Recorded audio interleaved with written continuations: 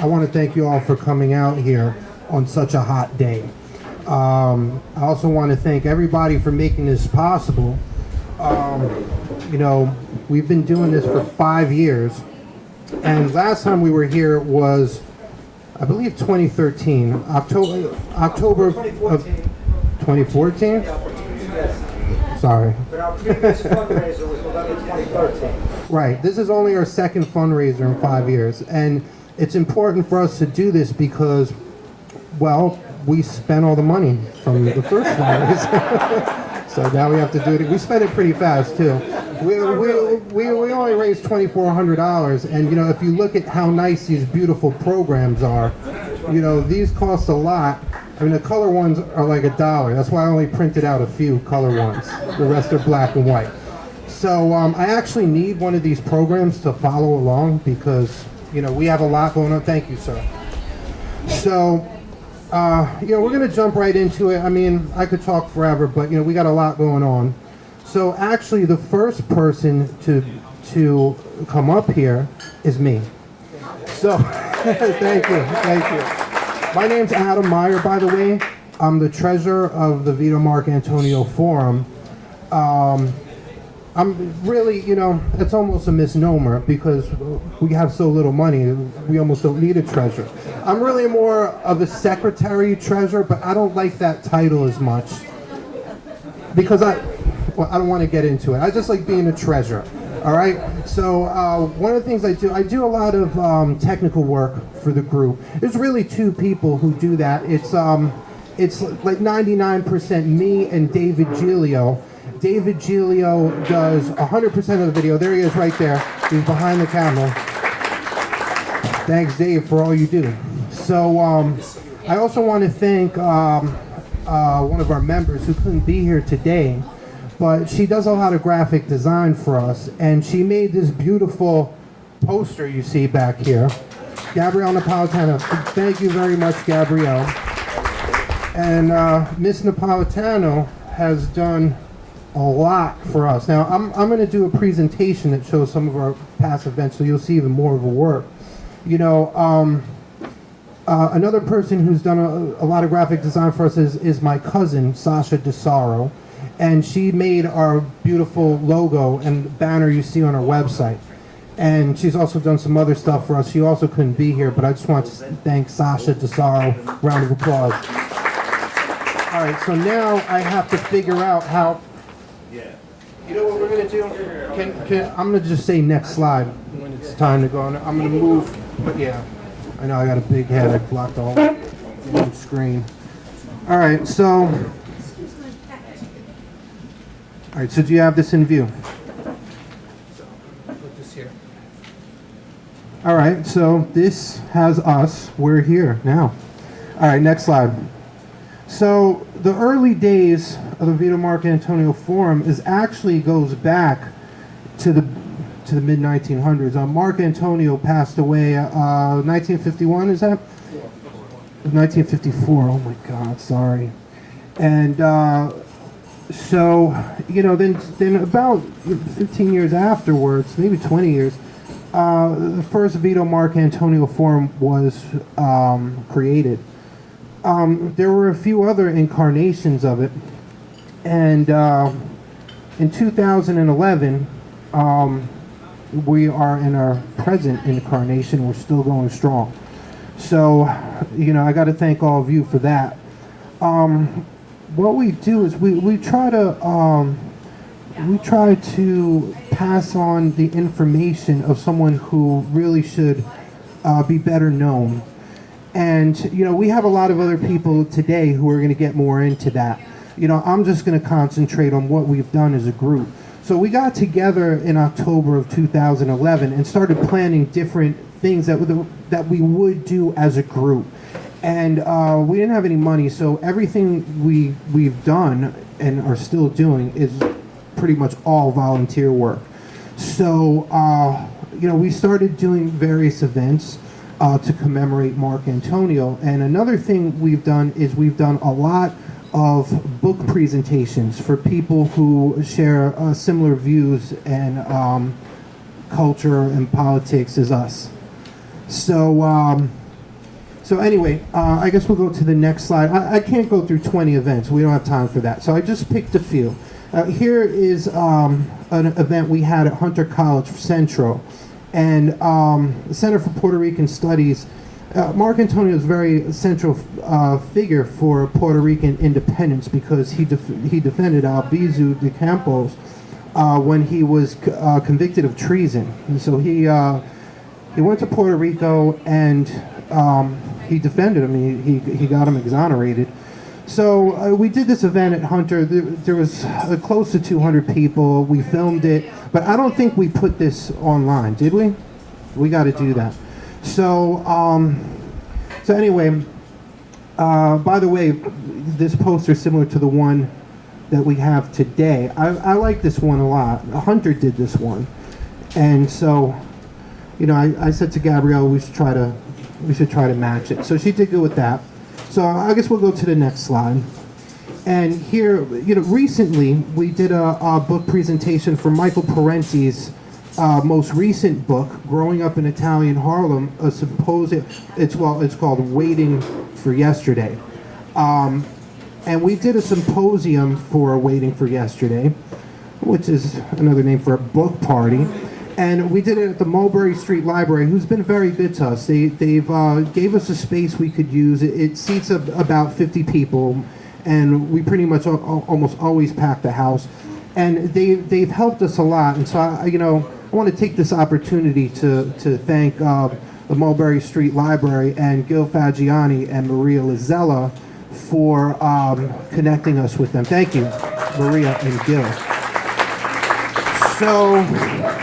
So anyway, Michael Parenti is, I mean, for those of you who don't know who he is, he's quite well known. He's published a ton of books. I mean, like 24. I think this is his 24th. I'm not sure of the exact number. I lost count. So, so we'll go to the next slide. And here we have, this is a more recent book presentation we did. And this one was amazing. We have a video of this on our YouTube channel, and there's information on how to find that YouTube channel on the back of these programs. And Nelson A. Dennis was a former state assemblyman, and he's one of the top experts on Puerto Rican independence, and his book, War Against All Puerto Ricans, is amazing. I mean, it's really deep. Once you start reading it, you cannot put it down. And he's equally as good of a speaker. Maybe we can go to the next slide. And there he is. He's on C-SPAN. He's on TV plenty of times. And here, we'll go another slide. I think this might be a video. Can we play a video? Oh, we don't have audio hooked up to the screen. All right. Well, that's him at our book presentation. So we'll go next slide.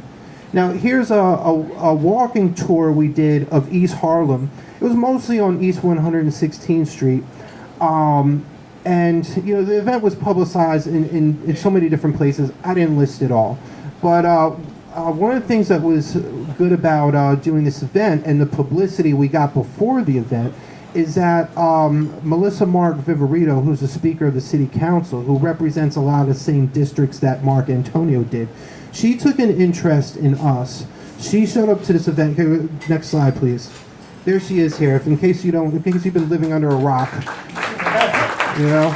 she's there. Speaker of the City Council of New York. She was instrumental in, after this event, launching the Vito Marcantonio Community Peace Garden. It was a $1.5 million project. It's near the Vito Marcantonio Public School on, what is that, East 100th or East 101? Yeah. Okay, well, schools take up like a whole block pretty much, so that's right. You'll find it there.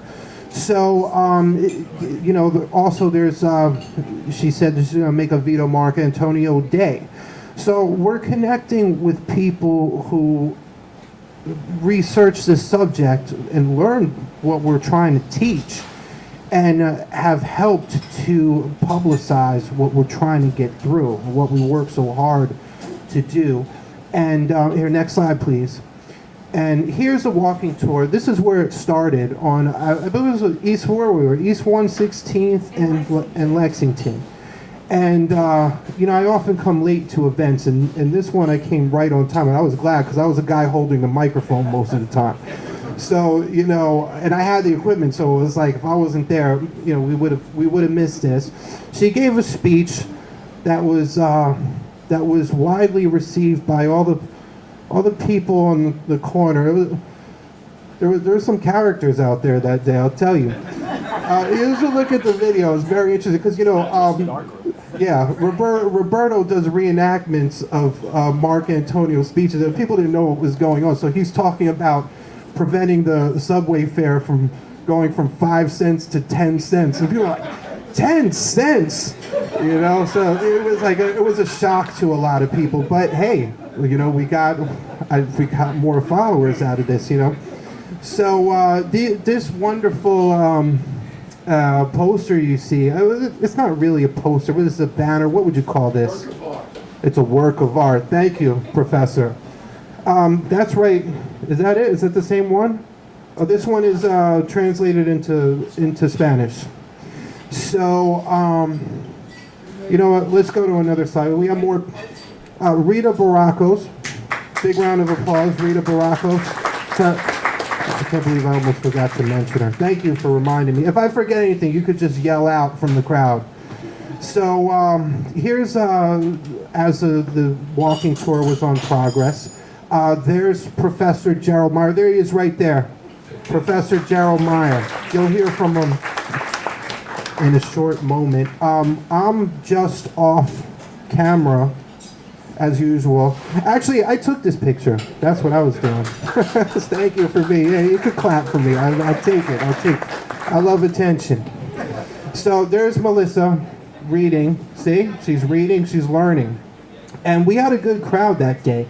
It was really hot, you know, and we walked all over the place. We went many blocks out of our way because the Pope was in town. And there was this whole reason why we should go to church because the Pope was coming there the next weekend. And I was glad we went, but, you know, a lot of our crowd is older, and not everyone could keep up in the heat. But it was still a great event. I'm really thankful we did it.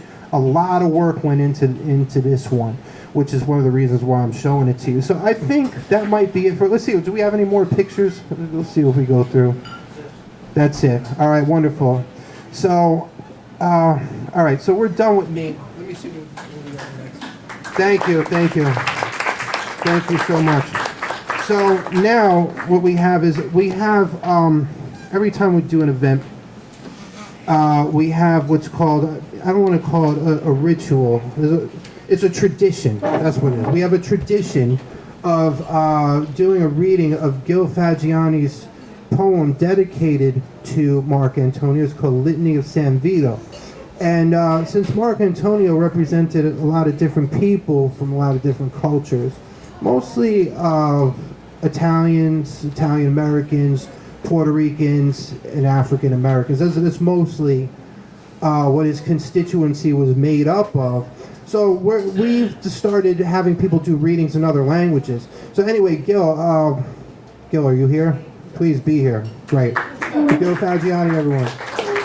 And Gil's a founding member of ours, and he's done tons and tons of work for us. And he was instrumental in getting Nelson Dennis to do a book presentation, which is pretty much, in my opinion, it could have easily have been the best one we did. So anyway, I'm going to turn it over to Gil, and I'm going to adjust the mic.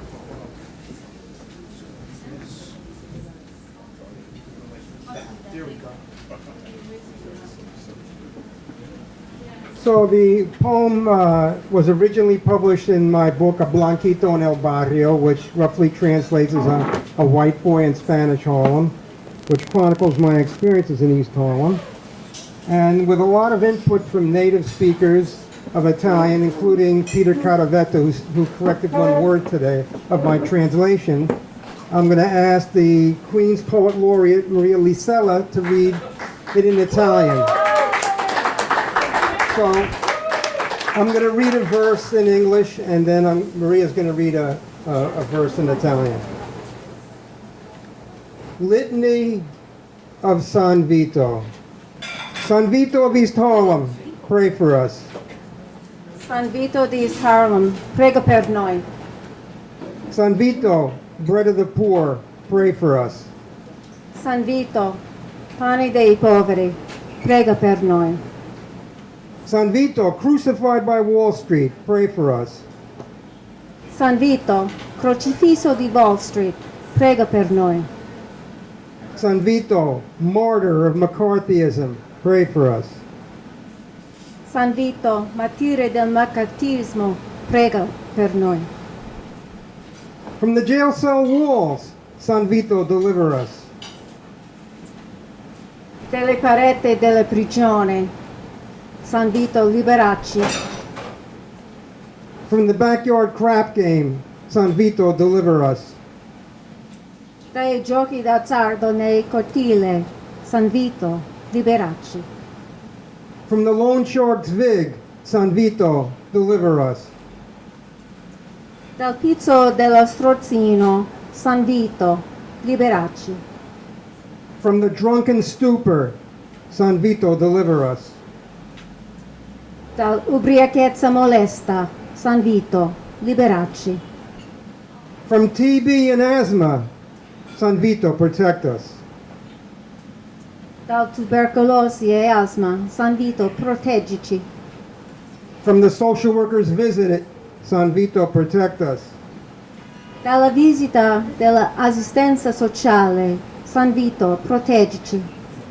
From immigration raids, San Vito, protect us.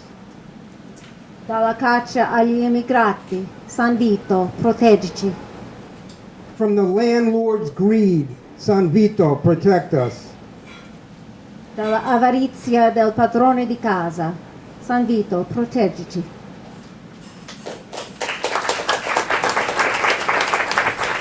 Thank you so much, Gil Fagiani and Maria Lizella. And Maria Lizella is currently our vice president, and one of the things she does that's really so great for us is, she's a journalist by trade, and she gets us into a lot of publications, and in Italy too. Italian OG is one we've been in a lot. And she's done so much for us. She's also recently been named Poet Laureate of Queens. So, congratulations, Maria. Now, Gil was recently featured in an article in the New York Times. He released a book called Logo. So, Gil, you have this book here for sale? Yeah. Okay, so buy the book. Proceeds go to us, I hope. And I just want to thank these guys so much for, because really out of all of us, it's hard to gauge who does what, who does more, who does less, but believe me, they do a huge amount of work for us. So anyway, I'm gonna now mention another person who's always done a ton for us. He's an attorney by trade, and he's very interested in the subject, and he's going to tell you all about it. So really what I'm going to do is I'm just going to call up Frank Marcantonio. Frank, are you here? Frank Marcantonio, are you?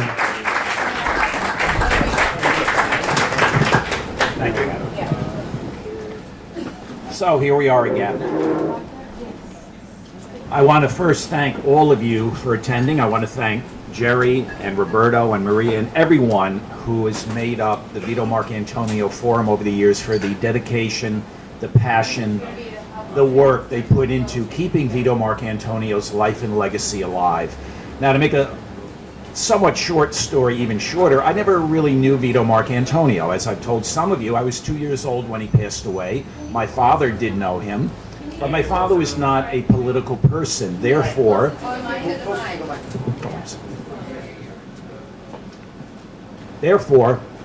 I didn't have the benefit of learning that much about Vito Marcantonio, other than what I might have heard here and there from some relatives, things in school, a few articles. So I really became much more educated about Vito Marcantonio thanks to the efforts of the Vito Marcantonio Forum. As they say, better late than never. And I'm very proud to be here to represent the Marcantonio family. Some of my other Relatives could not be here for personal reasons, but it's always a privilege and an honor to be here to represent in name Vito Marcantonio. Now, the other thing I would say, especially considering this is an election year, there are many things going on in our country and around the world today that I wonder what Vito Marcantonio would think of or have to say about. Obviously, there are problems here at home. The tensions, the clashes between the black and the white community is one of them. The economic situation many people in this country are still enduring. The effects of Wall Street, big money, and super PACs on the political process. Equal pay, the rights of gays, lesbians, transgender people. We could go on and on and on. In some ways, we're almost reliving the life of Vito Marcantonio today as we reflect on the issues that he stood for and the peoples that he represented and advocated for. So, in a curious way, what we're celebrating today is not just the life he led and the legacy he left us, but the life he's still living and the legacy that still lives on. Again, thanks to the efforts of all the people in this room. I play a very, very, very minor part in all this. I have the name to carry with me, but I don't carry the burden of the work that the people here do. And I want them to know how much that's appreciated and how much, in whatever way we can continue to do that, it honors Vito Marcantonio. And I would hope it in some way will have an effect on the times we are living in today, because we certainly need that voice today when we see what's going on with all of the issues that are around us. So I thank everyone again. It's a privilege to be here, and let's continue the work. Thank you.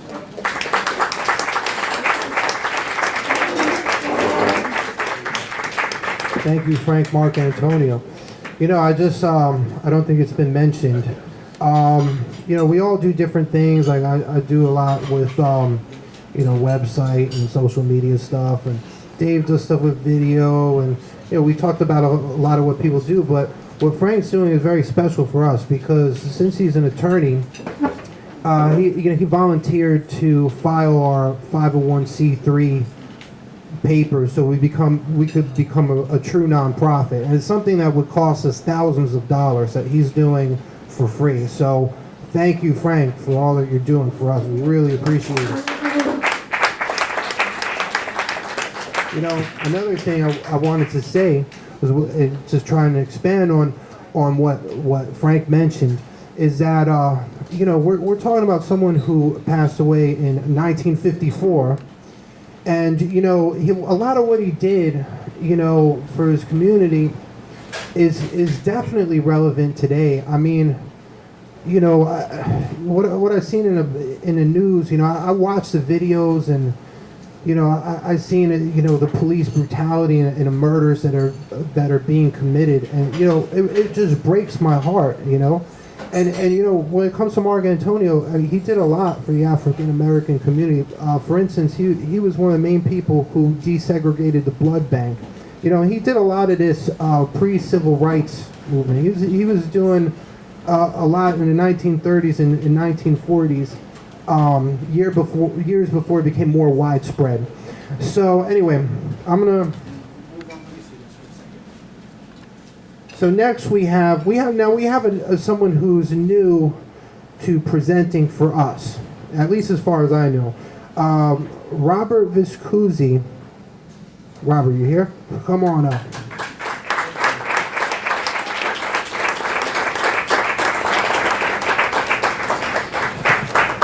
Just gonna adjust this mic.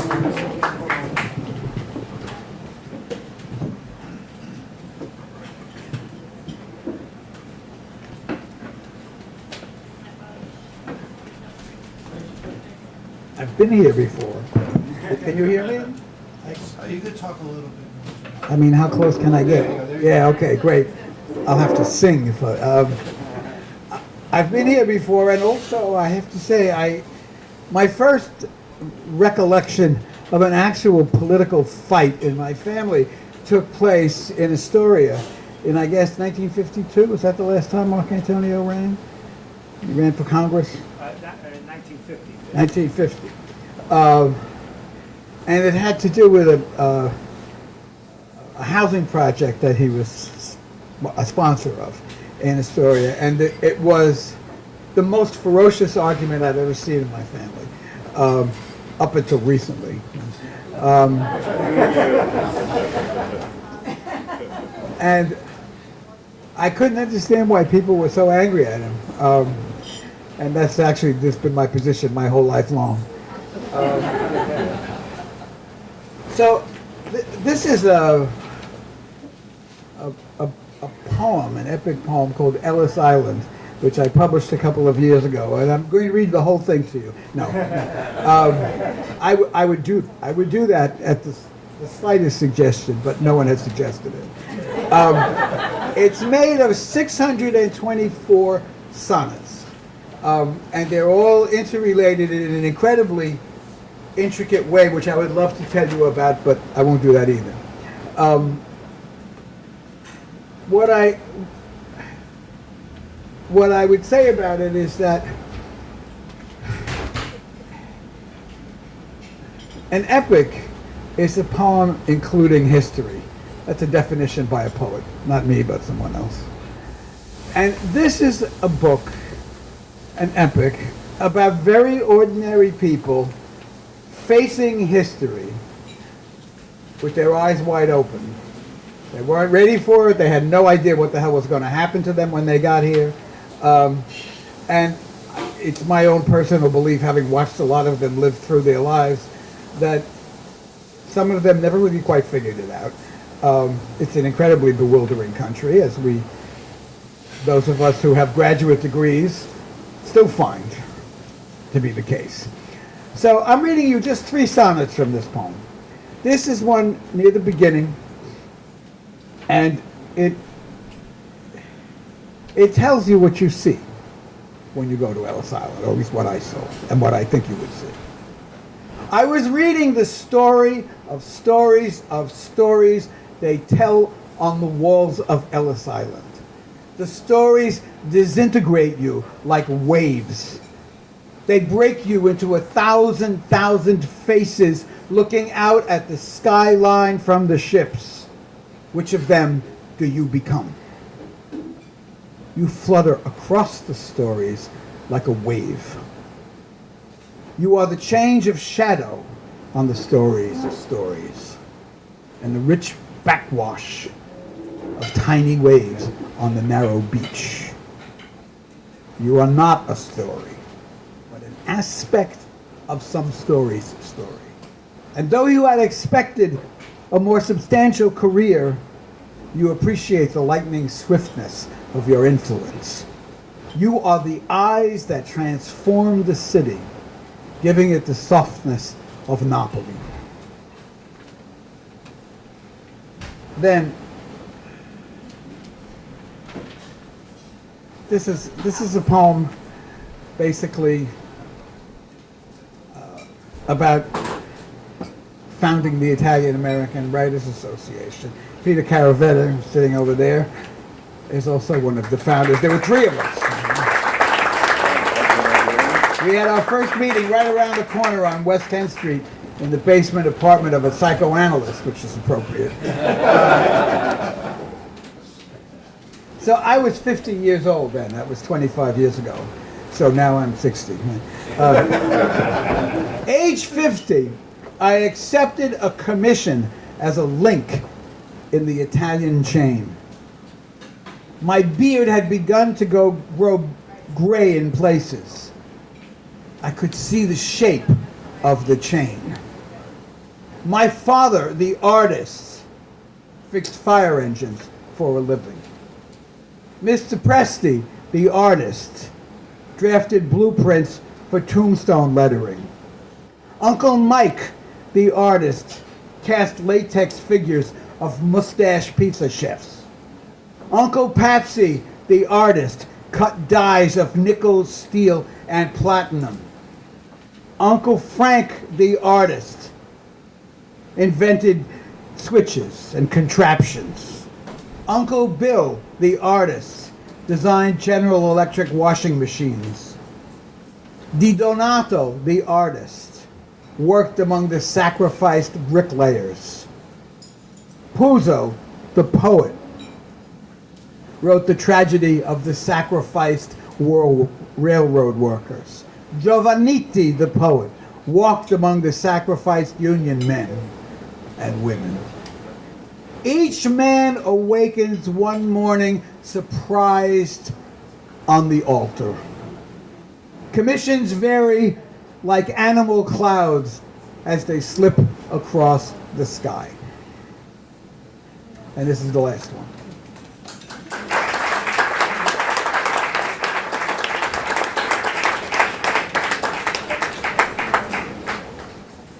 You know, Di Donato, after he published Christ in Concrete, which was widely recognized as a masterpiece, that was right before the war. When the war came, he became a conscientious objector, and he spent the whole war in the concentration camp upstate. So that's the way people were treated. Okay. I give this as an example of what one learns at Ellis Island. They disappeared with the float in the flat, wet Manhattan cement as it hardened, pumping itself into the sky. The Chrysler Building sucked them out of their bodies. Men ran and hid on porous Long Island sandbanks where the tide rose around them. In the dark Westchester Hills, long white flints lie at angles where they fell. All the Italians died, expecting the next sound would come from the orchestra pit. Delle belle turbanda riposo. Great beauties, disturbing their rests, they shivered. Many folded themselves into the red California hills as the plow turned to the earth. Aching battalions lay flat along the dry Colorado so trains could run across them. In Panama, some had arrived already boxed and layered like anchovy fillets in oil. Vanderbilt Orsini opened a sack of paisani and poured them into the Portland mix. Sometimes I play opera for them the way you leave cocoa for Santa Claus. Along the East River, they threw Italians into the water, weighted with rocks. Waterfalls of iron horse sewing machines howled and roared down rows of women. The phonograph needle hiss calls out from 70 years ago as if they were in hell.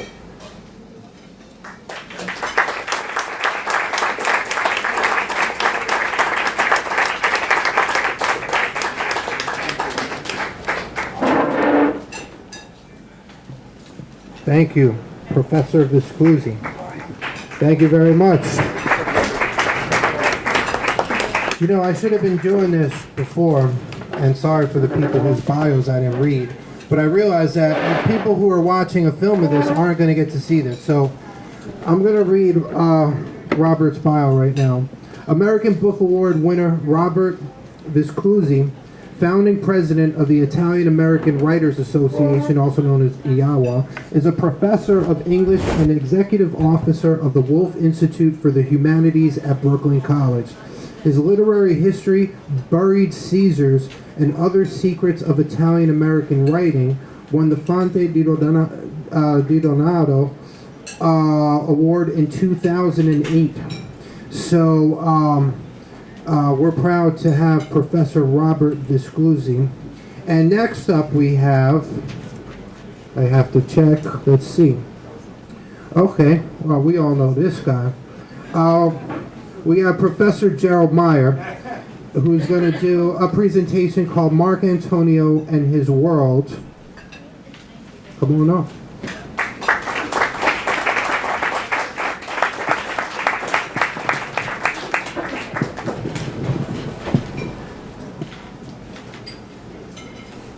Hi, everybody. Good to see everybody. Welcome. Everybody's been introduced except the master of ceremonies. You know, this is like the parable of Mary and Martha or something. I don't know what.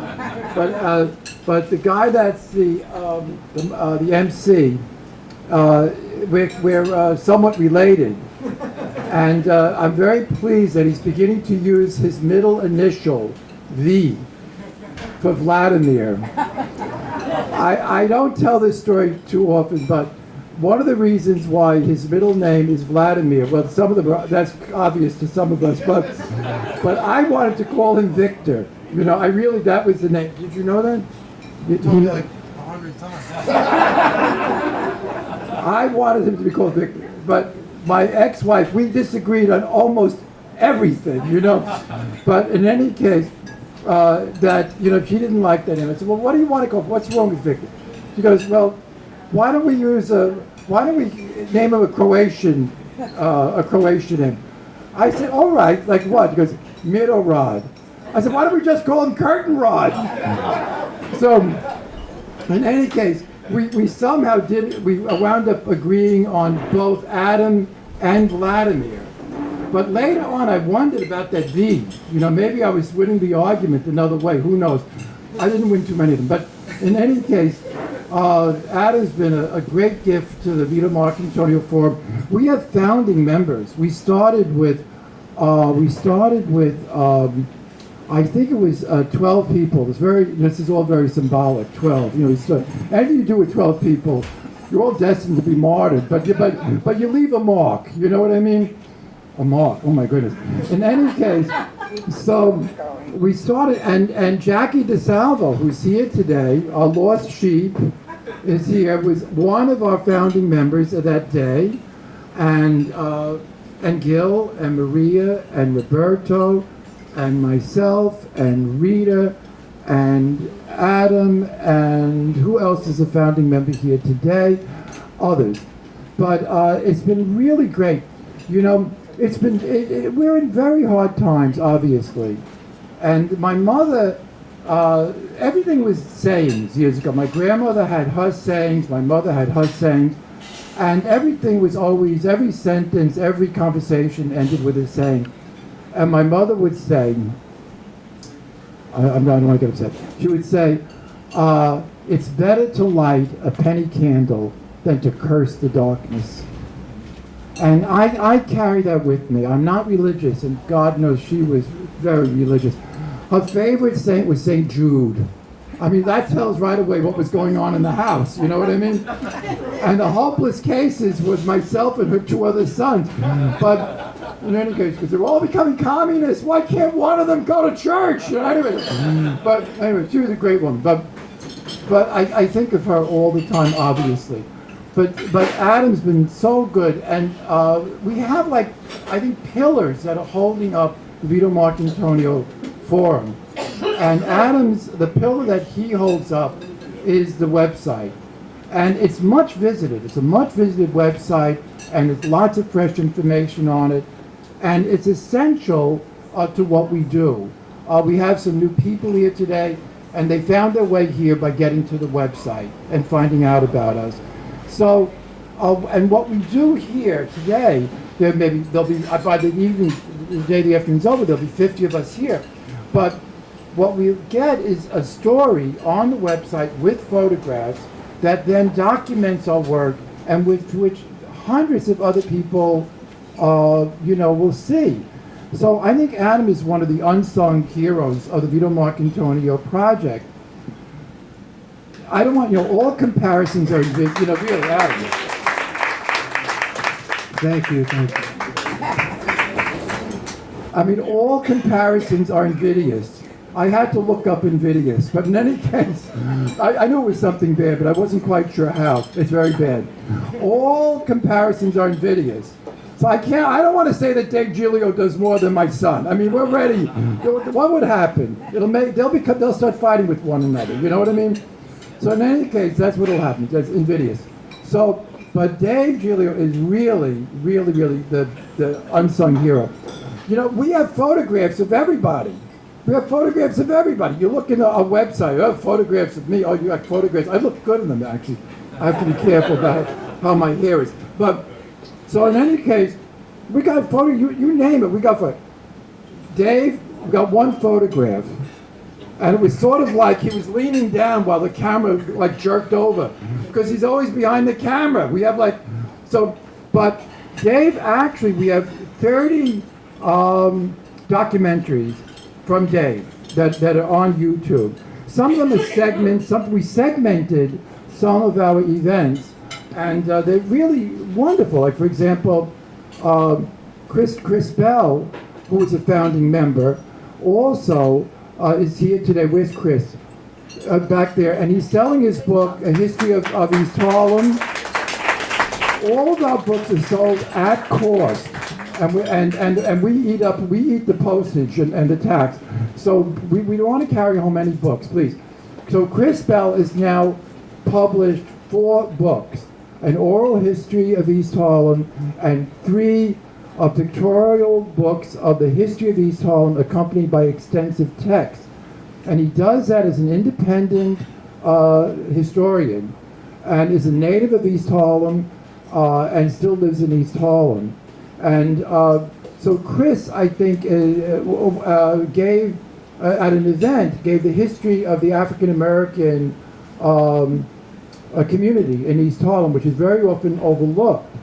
And what was very critical is in that community, among other people, was Langston Hughes. And so we have a couple of renditions of, Let America Be America Again, including one by Roberto that's just extraordinary. So all of this is documented. Our work is all documented. And literally thousands of people who have not come to our events see our work through the website and also through YouTube. A lot of talented people. I'd like to call out a few people. Bob Viscusi, you're a hero of mine. I think that Bob is an absolute hero. That what Bob saw, that when the horrible racial murder of Hawkins occurred in Bensonhurst, there were no Italian spokespeople to get up and to defend the Italian community and to also speak out against racism in the community. And what Bob Viscusi saw, what was necessary, was to develop groups of progressive Italian American intellectuals who would be able to speak out on these issues. And he founded the Italian American Writers Association. And the 2 people that I think are on each side of him would be, of course, Maria Lasella and Gil Fagiani, who also are founding members of our group.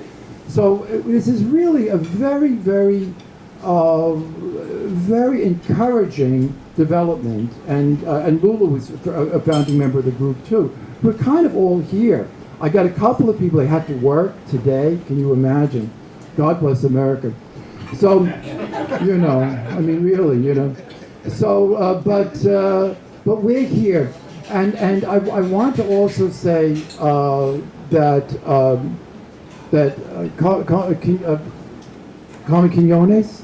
Gloria Quinones is here with us today, and she's a great people's leader, someone that's been in East Harlem all her life, as has LuLu, and never moved and stayed and helped defend the community, helped allow wonderful things to occur. And Gloria is a lawyer. She worked at all sorts of community college. She just gives and gives and gives, and she's back here from Puerto Rico and for a while. And I'm so glad that Gloria is here because she's a great, great hero of mine, believe me. Peter Caravetta is here today, and he's a very important intellectual and historian and social critic and writer and organizer of major events that establish these Italian American studies with a great attention to the progressive stream within Italian American studies and the Italian American experience. There's so many people to call out. But someone just walked up to me that I would not have recognized, but I'm so glad he said hello, is David Unger, and Nick de Unger. And Nick, I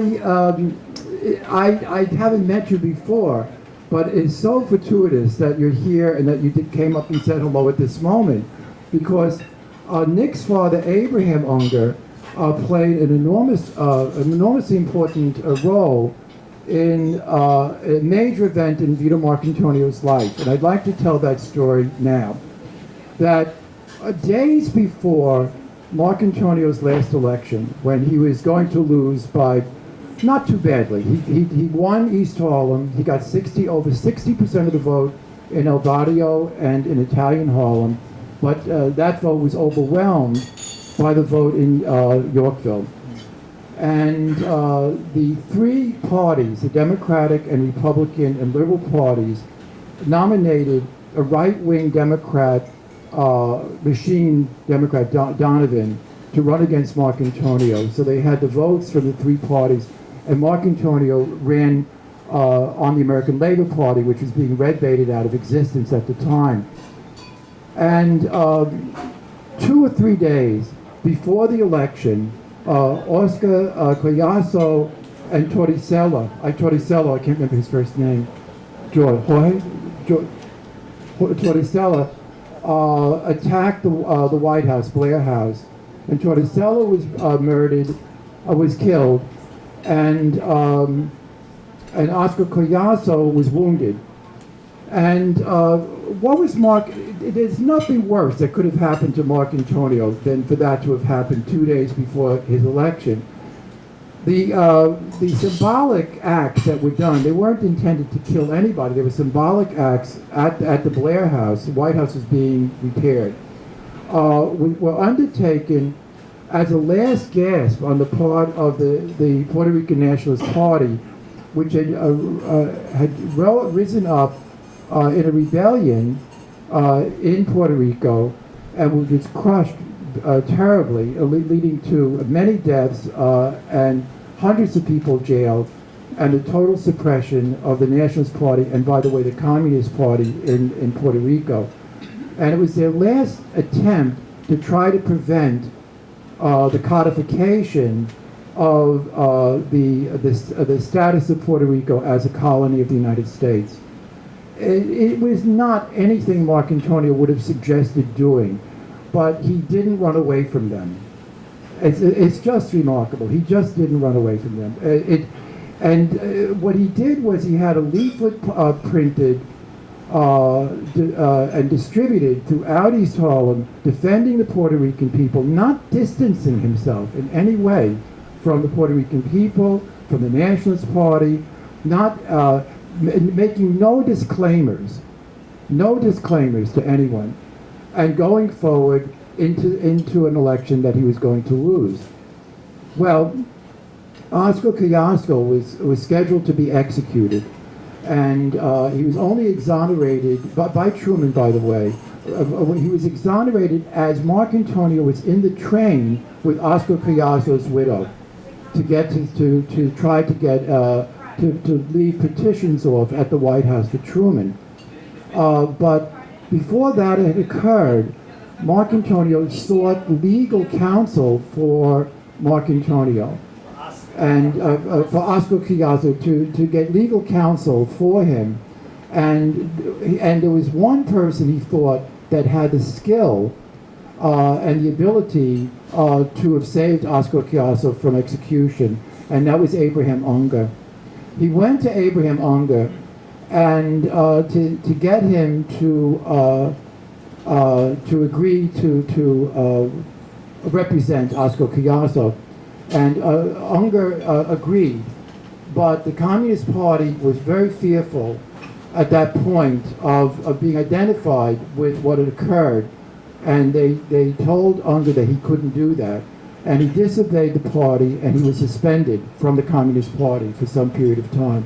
I don't like to say it, but that's the truth. But in any case, that's what occurred. And so I think that these are lessons, I think, of the story of Marcantonio, of a man of extraordinary principle, who was also a remarkably practical politician. And he managed to hold on to both of those parts of life and his life, that not to back down in the face of attack from ignorant, backward, reactionary forces, never to make disclaimers. He didn't go around saying, I'm not a communist, I'm not a communist. He was not a member of the party, but he never said that.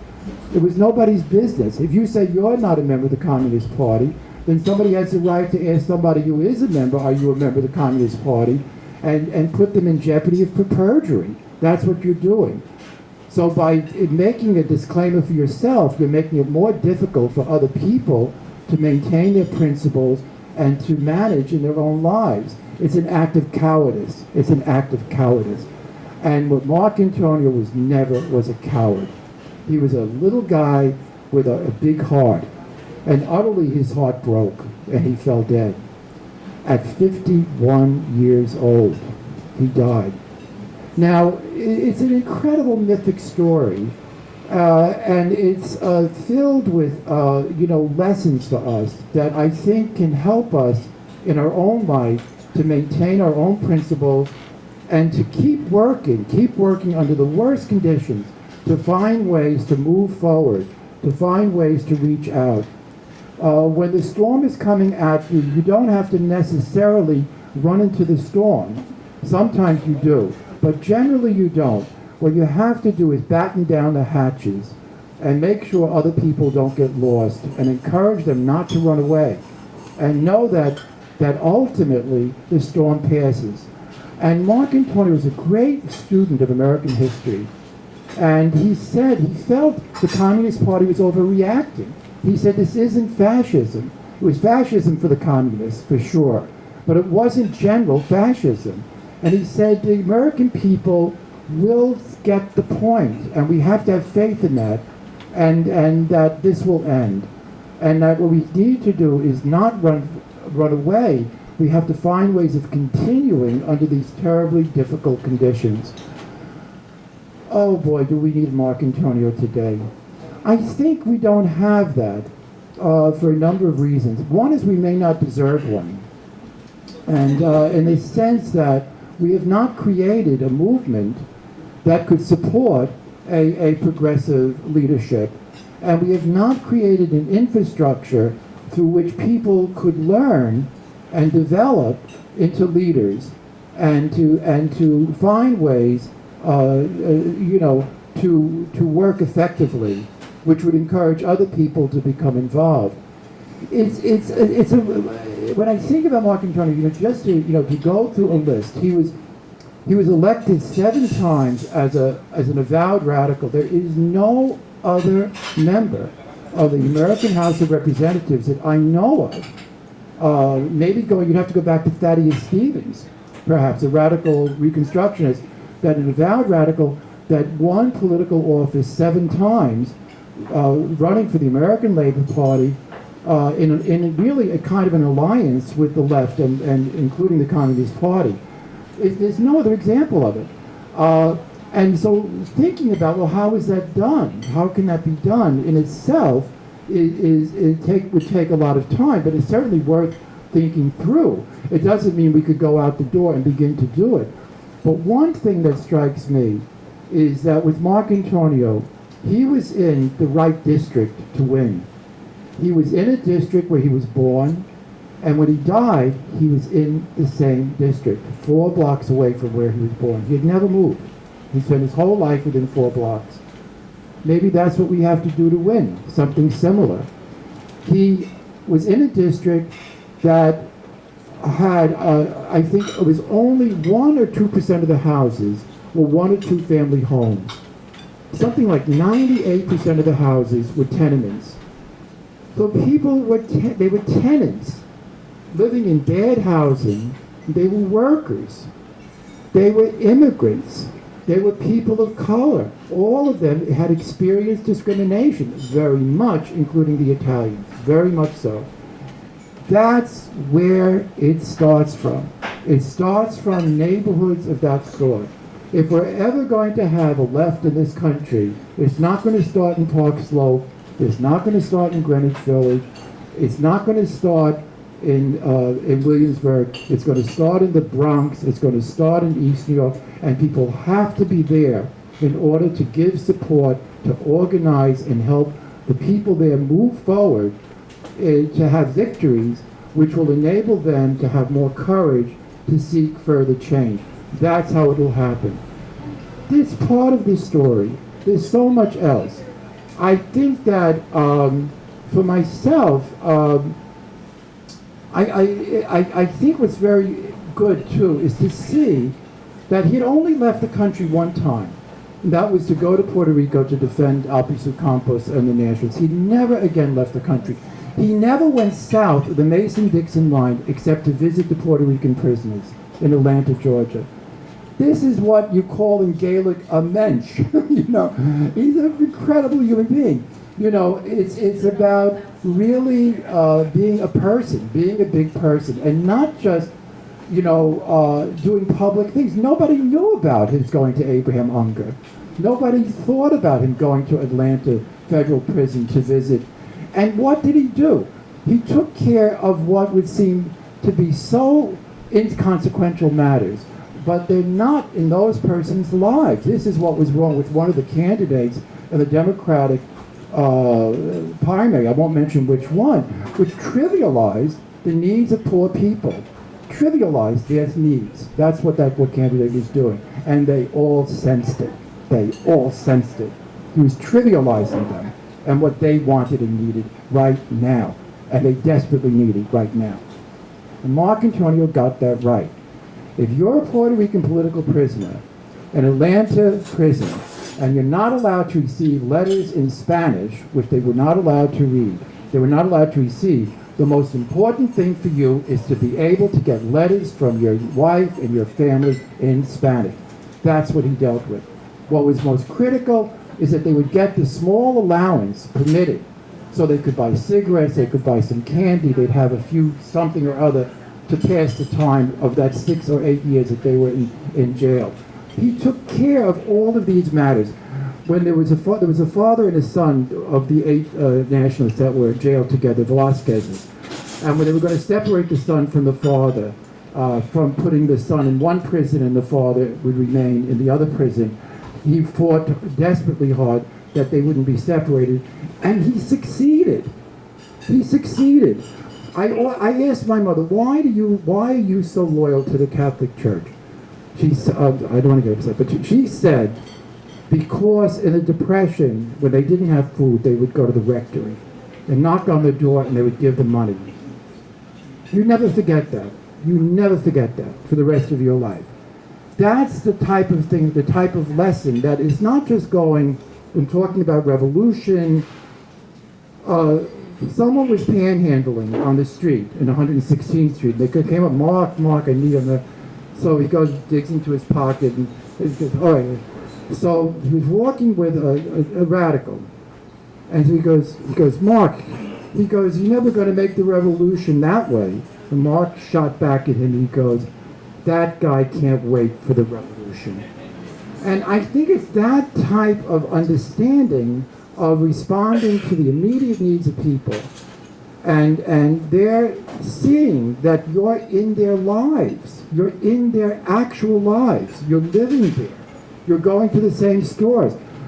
If somebody wanted to help the left, they should stop going to the Park Slope Food Co-op and go to Associate Foods and talk with the clerks and talk with the workers there and the people that are shopping there. That's really part of it, you know. And it's just an amazingly rich life that he lived. He had lots of help. He had Leonard Cavello, the great Italian-American educator. We have to revisit all of this, that understood that the Italian families were not going to support prolonged education to have their children turned into strangers, period. They weren't going to do that. And so in order to have, and for the students to be made to feel that they're being disloyal to their families prevented them from committing to education in that kind of a community. And that what Gavello saw was a need for the Italian kids to learn Italian. And that would be the bond which would reduce the anxiety of their parents and also and give them back some of their authority as parents, and that the students would therefore be able to connect with their families and connect with their community to help build a better community. And Gavello was his father figure and his mentor, and LaGuardia, who was a congressman in East Harlem. When he retired, Marcantonio took his seat, and Marcantonio had been his aide-de-camp in the community. LaGuardia came from Greenwich Village. So he had that, and he had a wonderful wife, Marion Sanders, who was the head social worker, major settlement house in East Harlem. And so he had help from people, and thousands of people came into that district to help him with electioneering, to provide professional services, and help build an organization and support for him, which enabled him to beat back a type of attack that I do believe was unprecedented in American history. That is, there are 435 congressmen, and when he ran for Congress, for example, in 1948, the New York Times ran 3 editorials in a row saying he has to be defeated. It's of international importance that this one congressman be defeated. The New York Times. The election laws were changed. The district was reorganized, gerrymandered. The amount of slander heaped upon him, I do believe, is unprecedented in American history. Every single day in the New York Mirror, there would be 1, 2, or 3 articles slandering him starting in August and going to Election Day. Someone I interviewed, a secretary, what she marveled at was the voter turnout in East Harlem was bigger than any other district in Manhattan. And it was very likely the poorest. And there was a turnout of almost 95%. These were very poor people, tenement dwellers, immigrants, people that had not graduated from high school in most cases, and they got to vote. But what she said, there was such a heavy vote that the workers would go to vote before they went to work. And she said she would just go there to look, find out what was happening, a very important person in his organization, and to find out, going from polling to see if everything was safe. And what she marveled at was to see the workers, all of whom were going to vote for Marcantonio, and under their arm was a copy of the New York News slandering him. And then at night, they had so many people they couldn't get to vote, and the polling time was over, they would send musicians and people to play music so they wouldn't leave and they would continue to vote. There's so much to this story, and I think that Vito Marcantonio Forum, I'm so proud of all of us that we've persisted and are really reaching more and more people through our public events, through the videos, through our website, and also by encouraging our members to do creative and scholarly work. We have Gil Fagiani's wonderful poem. We have people that Dave Giulio wrote a book review on my biography of Marcantonio. LuLu is in the middle of a project about Marcantonio's constituents, relationship and communications with Marcantonio. We have other people who also have done very important creative and scholarly work. So if we could use some more members, I want you to know. I mean, no one is leaving, but I think we could use some new faces. So if you think that you'd like to work with us, it's basically fun and enjoyable, and we accomplish a lot. So that's something to think about. I'd like to just close by mentioning that we are planning as our annual commemoration an event outside of City Hall Park, across from the Woolworth Building where Marcantonio dropped dead. And we're going to have a ceremony there, and afterwards go to a restaurant in Little Italy. I think in September, Lou, is it? That's the 28th of August. But there's also, we don't have all the details set, but that's on a Sunday. Also, there's a revival of Fiorello, the great musical about LaGuardia, which is going to be in September. September to October 6th. And what we plan to do is we want to sell out the house. So put some money away, and we're gonna sell out the house and have a little party afterwards. Thank you very, very much. Thank you.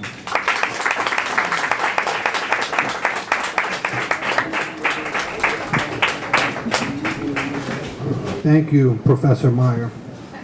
You know, Dad, I know I still owe you a lot, but I was hoping I could borrow $50. I'm only kidding. Sorry you guys had to witness that, but you know, hey, you know, if you want to be an independent researcher, you know, you're going to have to embrace poverty. So, by the way, Professor Meyer, his book, Vito Marcantonio, Radical Politician, is for sale here. And if you did a search for Vito Marcantonio, that would come up right away. I mean, it's really, it's a number one or number two book on this subject. Annette Rubinstein's I Vote My Conscience is the other one. And I believe we might have that for sale too. So, anyway, I'm going to check my notes here. And, well, what we have next is Bernard Johnson, who's going to read Paul Robeson's eulogy for Marc. Now, I could give you some background on this, but you know what, Bernard? I'll leave that up to you. So, no, okay, well, I'll tell you. Paul Robeson was a good friend of Marcantonio. For those of you who don't know who Paul Robeson is, he's a community activist. He's more famous for being a really, really amazing singer. He had a very, very deep voice, operatic in a lot of ways. And, you know, I mean, the guy really did a lot for the community, for civil rights. And he's a good friend of Marcantonio's, and they've spoken at a lot of events together.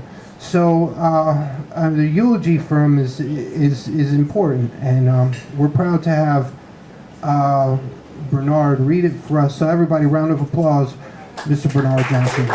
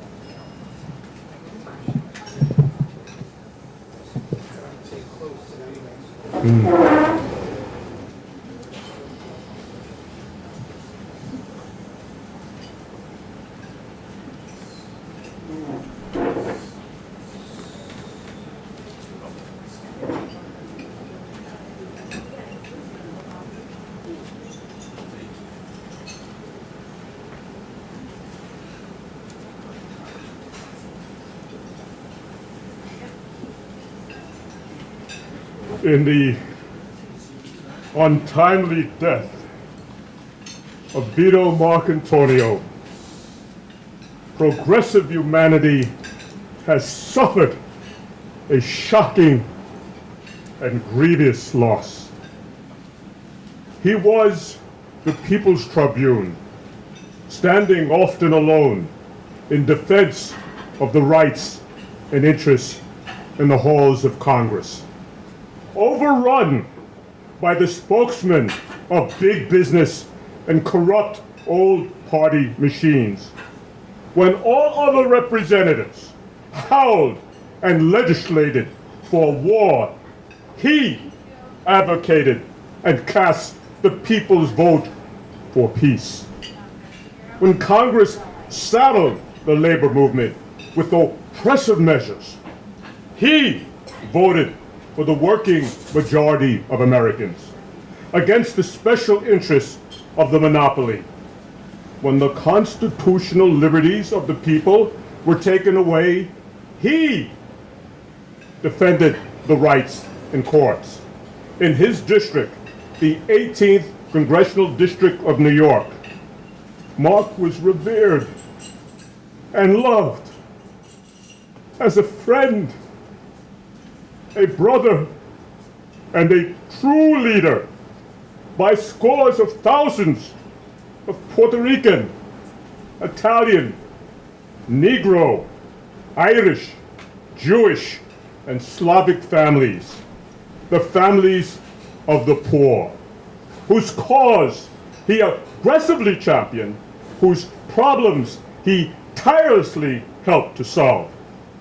Perhaps no other group of Americans is called upon to honor his name and memory more than the Negro people. Marc was the Thaddeus Stevens of the first half of the 20th century.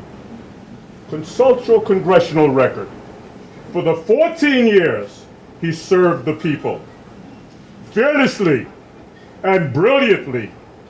No session of Congress, not one, was spared the responsibility of considering the Marcantonio bills against the poll tax to penalize the crime of lynching or to legislate fair employment practices.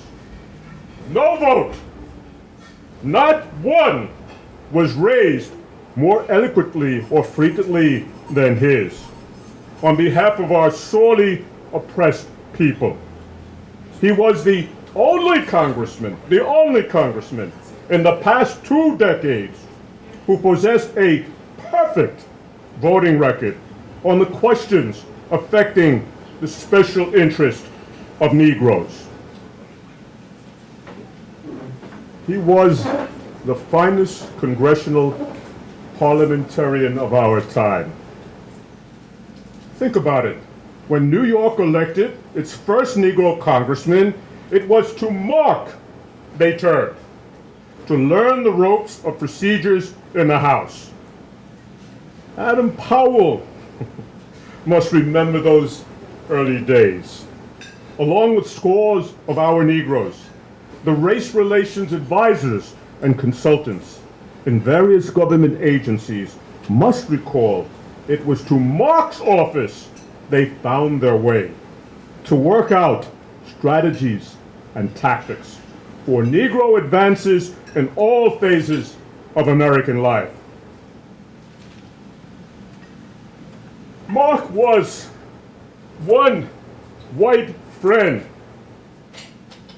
who never shirked a fight on our behalf.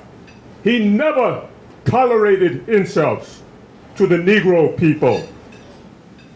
When that great scholar and statesman W.E. Du Bois stood trial as an alleged foreign agent because he led the millions who fought for peace, Marcantonio was his counsel, winning him vindication. When that Negro-hating Congressman Henderson Lanham called our peerless defender of civil rights, William Patterson, a black SOB. In a congressional hearing, Marcantonio took Patterson's case in the contempt proceedings that followed and won him vindication. Shortly after he died, certain political jackals and vultures attempted to distort and destroy the real meaning of his life. They would piously ask, how could Marc be so right on domestic and economic and social issues, yet so wrong on international affairs? The answer is simple for those who are not afraid to admit it in these hysterical times. Marc's policy on foreign relations was as true and as right as his program on domestic questions. The one followed naturally from the other. He hated fascism because it robbed the people of their liberties and livelihood, attempting to make the master race theory a cornerstone of government policy, seeking to subject all mankind to the tyranny of a Hitler. Thus, Marc worked for the total mobilization of the nation against fascist aggression. But at war's end, his keen political insight saw the unmistakable signs. The people's victory was being misappropriated by big business and military. Negroes were thrown out of their newly won positions in industry. Legal lynching became the order of the day. Taft-Hartley put chains on the labor movement. Freedom of thought and assembly were penalized. McCarthyism ran rampant. Taxes, prices, and profits soared without government hindrance. And the administrations of both Truman and Eisenhower dried up the reservoir of goodwill which the U.S. had built up during the good neighbor policy era of Roosevelt. The best interests of the people of the 18th Congressional District, the working and Negro people of this country, demanded that Marc act and vote for peace against war. And that he did. And for this, the American people will honor him. We have lost a tried and true friend, the foremost spokesman for the rights of man the Congress of the United States has produced in the 20th century. For me, a special sadness comes when I think that I will no longer share Marc's warm and principled friendship. An Italian-American carpenter's son, Marc never deserted the working people from whom he sprang. He was the clearest embodiment of Congress, of the common interest between the Negro people and the working people of this land. Marc was never a quitter. He would expect us to fight on, to build ever stronger the people's unity, to rout the warmongers and exploiters and send to Congress tens and scores of men and women to serve the people in the style and spirit of Vito Marcantonio. To win peace and happiness and equality for all of the world's people, to whom he dedicated his life. And as we do, we will be building a living monument to him who lived so well.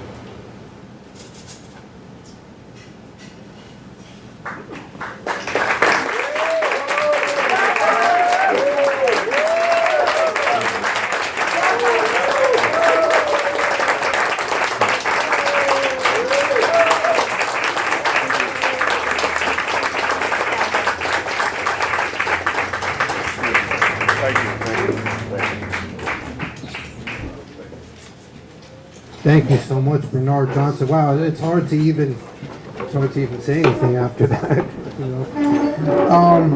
I mean, I guess all we could do really is, oh, now I have this nice stand here. So next, what we have is, one of our founding members is going to come up and do. I love these reenactments and readings because there's there's almost no video of Marcantonio, and I don't believe there's any color photographs, not even one. And they had them back then, So because there's a lack of media, or multimedia, it's good to hear people talking about them. And there are a lot of letters, tons of them, that people wrote to him asking for help, mostly.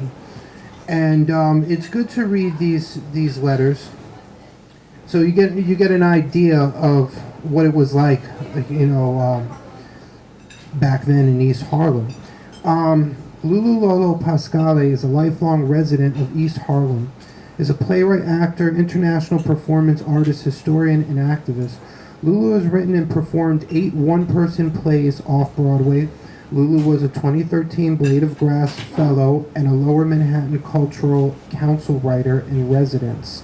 So she's also been a lot of help to me personally because she's a professional proofreader, and she proofread this, but I made some changes afterwards, and just a few changes I already made mistakes, so sorry about that. That's not your fault.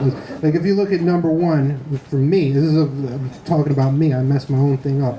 Adam Meyer, introduction, it says first 5 years of the VMF, and then there's a space between the F and the closed quotes.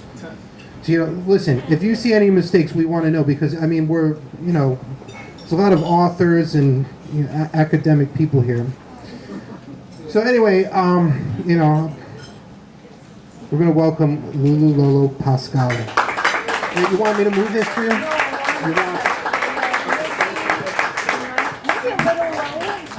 Well, no, it's fine. This is fine. No, okay. Oh, we got it. You got it. I didn't know. I didn't want... Okay.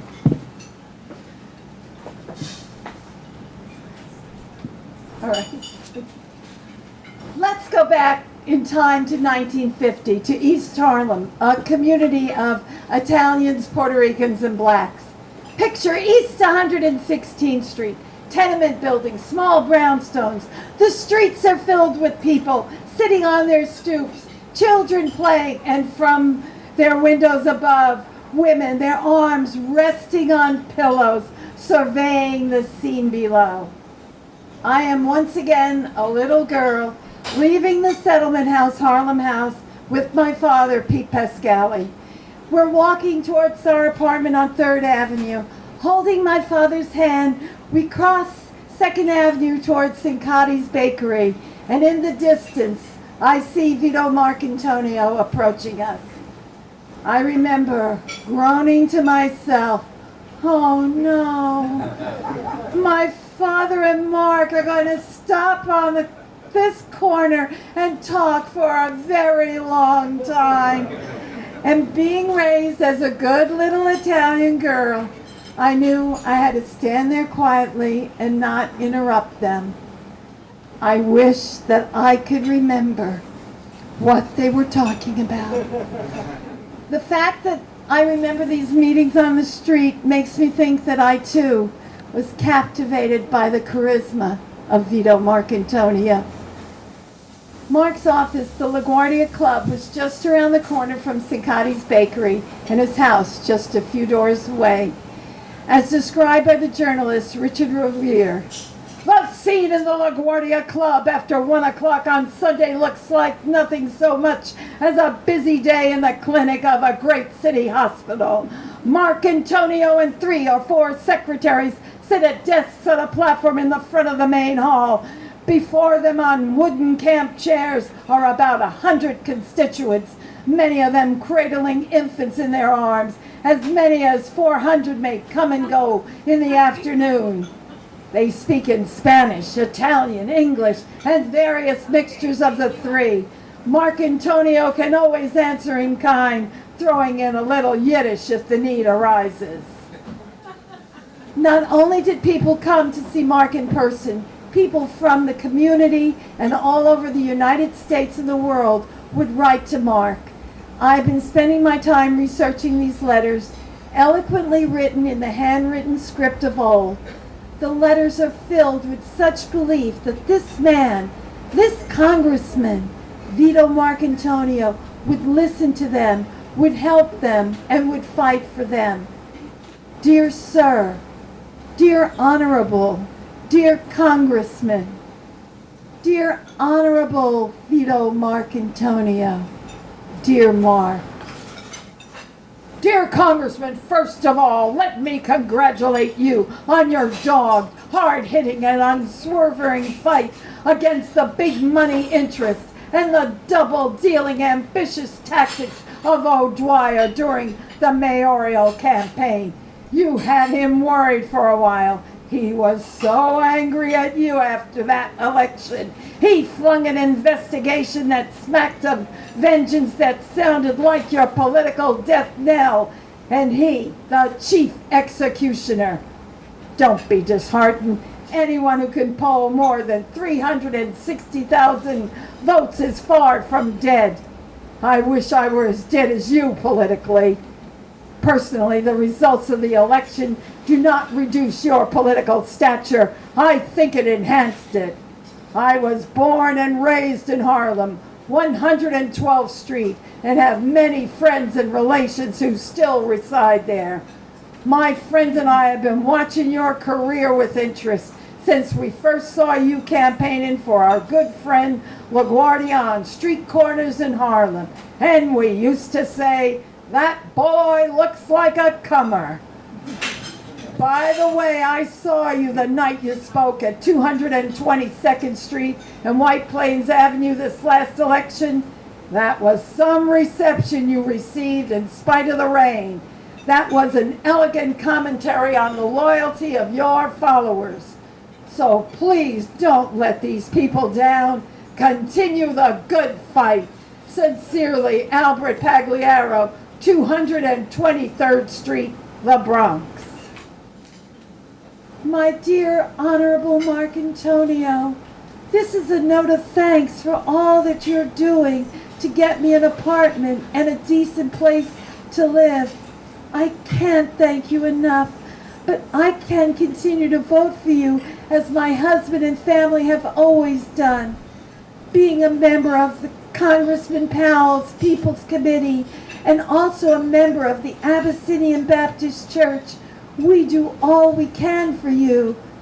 I have always heard Congressman Powell say that you and he were the only ones that work for the interest of colored people. I shall always do all I can for your best interest at all times. Sincerely yours, Mrs. Rosa Henderson, West 124th Street. Honorable Sir, I am the father of 5 girls. Me, the girls and my wife are living in a friend's apartment. I was working, but the work got slow and I got laid off. Since I lost my job, I have been living, nearly starving with my family. I have received eventually some help from some friends.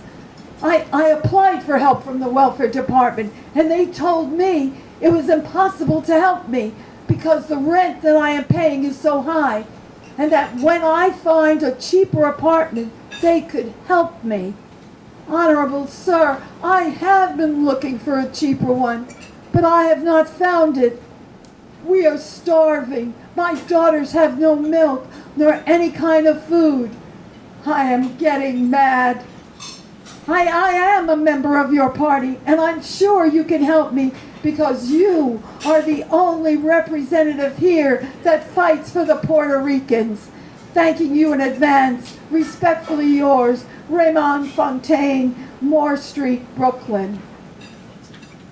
Dear Mr. Marcantonio, I received your letter of February 27th, and many thanks for answering. I received the news of your defeat at the polls with great regret. First as a man and citizen of East Harlem, and all the good you contributed to our community. I very much doubt whether many people follow your career as close as I did. That's why I know you will be victorious again if you haven't lost your heart. I remember you in 1932 when your youthful face was in every store window in East Harlem. I recall when Lanzetta turned the tables on you, and then you came back to unseat him. What was that line then? Jimmy next week. How can anyone at home forget the lucky corner?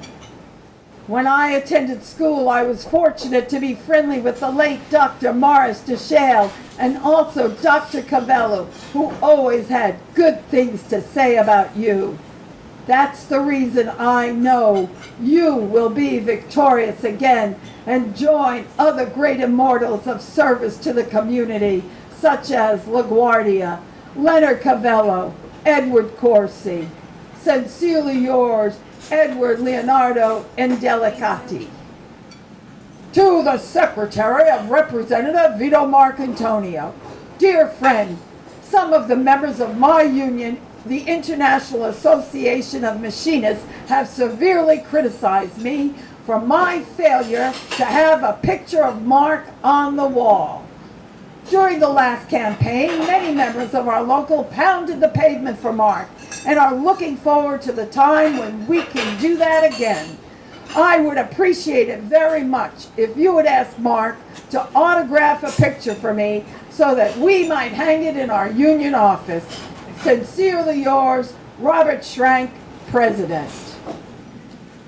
Dear sir, the following poem written in the wake of your defeat was sent, but not printed, by the liberal press, the New York Post, the progressive press, the Daily Compass, and the radical press, the Daily Worker.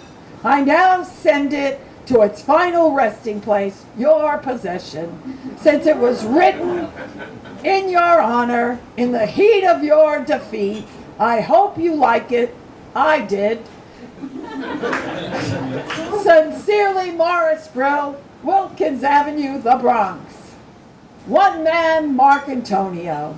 One man representing progressive thought. One man who never could be bought. One man who really fought, Marcantonio. One man stood in their way. One man really earned his pay. One man in the democratic way, Marcantonio. Ashamed, O land of democracy, of freedom and liberty, that one man matter much to thee, Marcantonio. Gang up, his voice is still, no longer express the people's will. The people's tears many oceans fill, Marcantonio. But he will be back another day. He will return to the democratic sway. No one or anything stand in his way, Marcantonio. Vito Marcantonio always voted his conscience. I ask you, where is the Vito Marcantonio of today?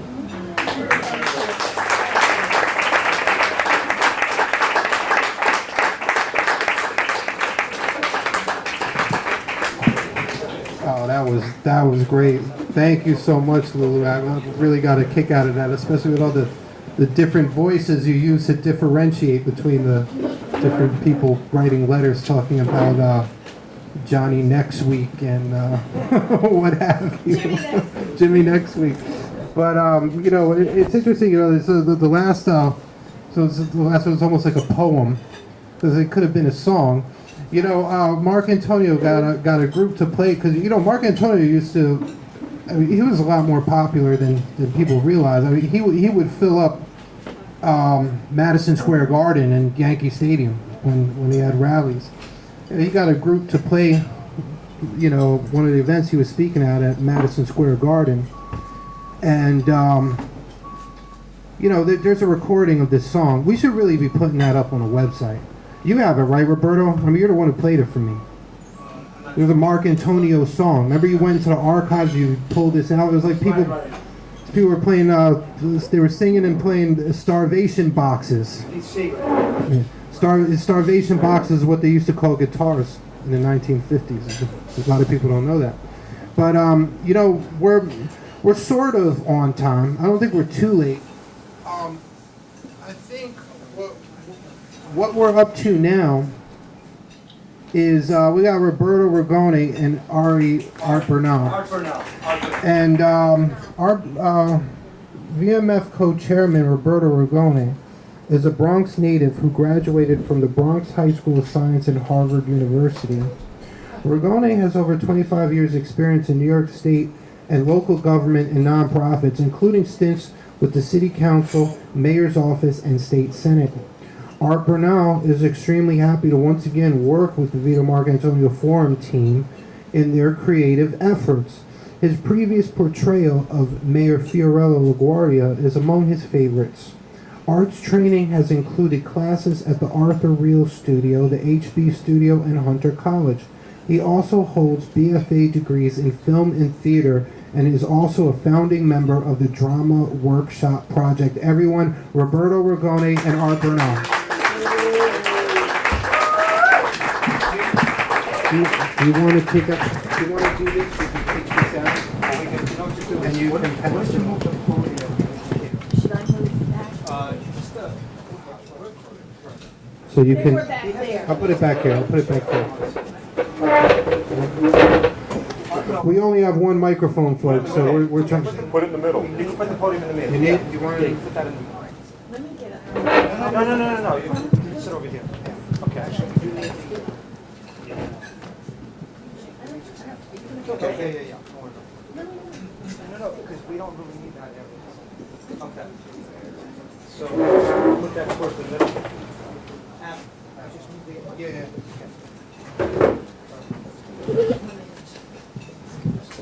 Okay. So, whoops. Hold on. Let me just. I want to set this up. So I'm a founding member and a co-chair of the Vito Marcantonio Forum, and I dramatize Vito Marcantonio. Art Bernal and I, we collaborate. We played Oscar and Felix in The Odd Couple, and when at an event in October 2014, he played LaGuardia, and I played Marcantonio in a scene that I wrote that's part of a 207-page script of something that's either going to be a play or film in some order. So what I'd like to do now, what he and I are going to do is a dramatization of two speeches that I kind of combined.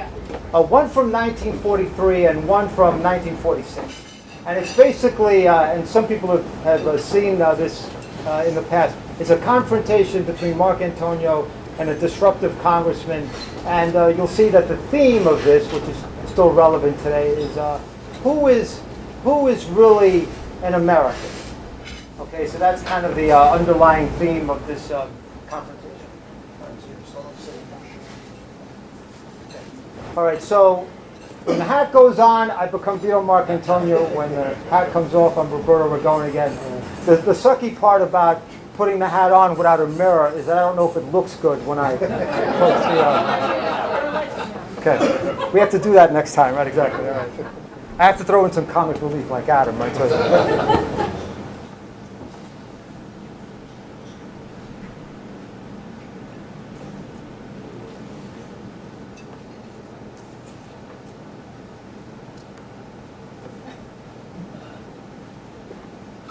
Mr. Speaker, may I say to the gentleman from Illinois that I opposed President Truman's proposal at the time he came here during the railroad strike. But that is neither here nor there. Let us judge this legislation by just what it is. As I was saying, these big monopolies that have been taking millions and millions of dollars out of the pockets of American consumers are the ones who want this legislation. They are the ones who today make it impossible for labor to bargain. They are the ones who today are adamant in their refusal to negotiate agreements on wages and hours, and refuse to give the American worker a wage with which he can keep up with the increasing cost of living. They want this legislation, and they'll support it from A to Z to continue, in order to continue to deprive Americans of their fair share of the peace after World War II. May I say to the gentleman from Illinois, who asked about the gentleman on this side a while ago, that the gentleman from Illinois cannot point to to a single opponent of this bill. Among the big trusts that have been profiteering and racketeering, wholesale racketeering, that is what it amounts to. The worst kind of racketeering, increasing the cost of living at the expense of the American consumers. Did any one of them ever come out against this kind of legislation? No. They have paid out millions of dollars to put in advertisements supporting it. They have issued tons of literature for it. They have their radio commentators and columnists in the press busily engaged smearing labor. All of them have been drumming the war drums against the men and women of America, whose only crime has been to try to obtain for themselves and their families a decent standard of living. Mr. Speaker, will the gentleman yield? I yield to the gentleman. I want to acknowledge the gentleman from New York. For the gentleman knows what a racketeer is, especially in his own district. My district is just as good, if not better, than the gentleman's district. And I am mighty proud of my district. My district is a district of homes, schools, churches, and workers whose people gave their sons for freedom. But do not go around bragging about it. You cannot meet the issues and you drag out a red herring. I would remind the gentleman from New York that many of us in this Congress represent districts who have known the meaning of democracy 100 years before the gentleman from New York ever saw the Statue of Liberty. I would remind the gentlemen of this House of the casualties and the number of men from my district who engaged on every battlefield. While the people of my district did not come over on the Mayflower, they have always fought for liberty. We are an integral part of the living flesh and blood of I our will country. identify a red herring Mr. too. Speaker, I decline to yield further. The gentleman cannot identify anything. I, however, have identified the real racketeers. And it is obvious that the gentleman is very sensitive over it. I repeat, you are drawing a red herring in order to escape from the real consequences that this bill imposes on the working people of this country. You are parroting the same tactics that are employed by the National Association of Manufacturers. I would like to know how much collaboration the authors of this legislation have received from the attorneys of the National Association of Manufacturers and the so-called experts employed by that organization. All enemies, not only of labor, but as a result of their practices, their racketeering practices, real enemies of the economy of these United States. This legislation is part of a pattern. It is part of a pattern of boom, bust, and war. And in the face of that condition which you have been creating, your only answer is fascist labor legislation. Send to the library for the fascist syndicate laws enacted by Mussolini after he came into power. Compare those laws with what you are enacting here. And the similarity is striking. The similarity is such that it is sufficient to frighten anyone in America who believes in American democracy. Mr. Speaker, in conclusion, I want to say that with this legislation, we are marching towards fascism. You cannot have a free America without free labor unions. You cannot have free labor unions when you deprive the American labor unions of their fundamental rights. Thank you.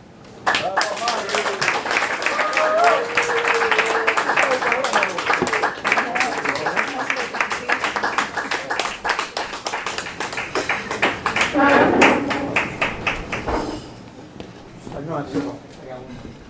right, so thank you, Art Burnell, everyone.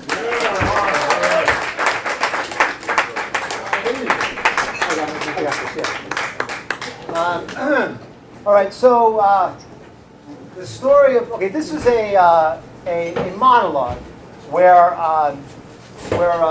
Jerry originally came up with the idea of Marcantonio speaking to present-day audiences, and we did that in 2013, and that was a hit. And then I came up with the pretext of the fact that Marcantonio is living in a sort of limbo because he never got a Catholic burial, right?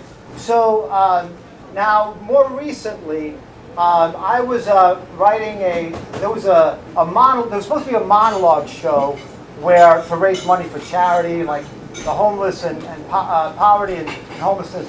And the monologue show got postponed, but rather than picking a monologue, I wrote my own. And then the event got postponed, but I got into writing the monologue. So there's like a 23-minute version, and then there's this very compact 9-minute version. So I'm doing the short version today. Now, what's important about a monologue is that you have to indicate to the reader or the audience who you're talking to and where you are. So you'll sort of see that when I do this monologue, and you'll be that audience. All right. Excuse me.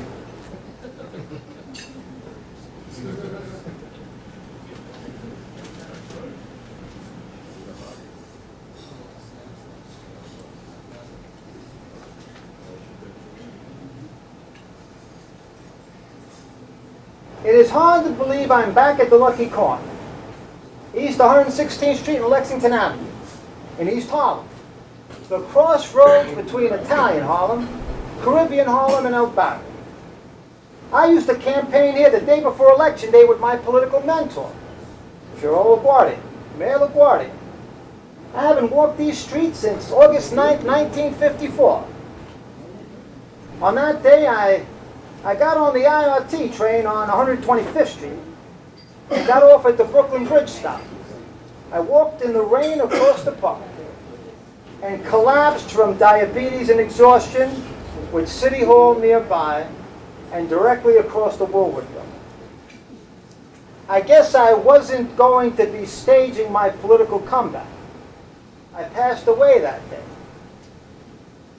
My name is Congressman Vito Marcantonio. And despite advocating for working people all my life, I'm the only Catholic politician in American history who was denied a Catholic burial. A political decision during the communist witch hunts of the McCarthy era. Now, I guess that put me in sort of a limbo. I guess that landed me in purgatory. Now, but I'm back at the Lucky Corner, and I'll make my case to anyone who listens. I'm here to obtain a verdict in the court of public opinion. Let me make my case here and now.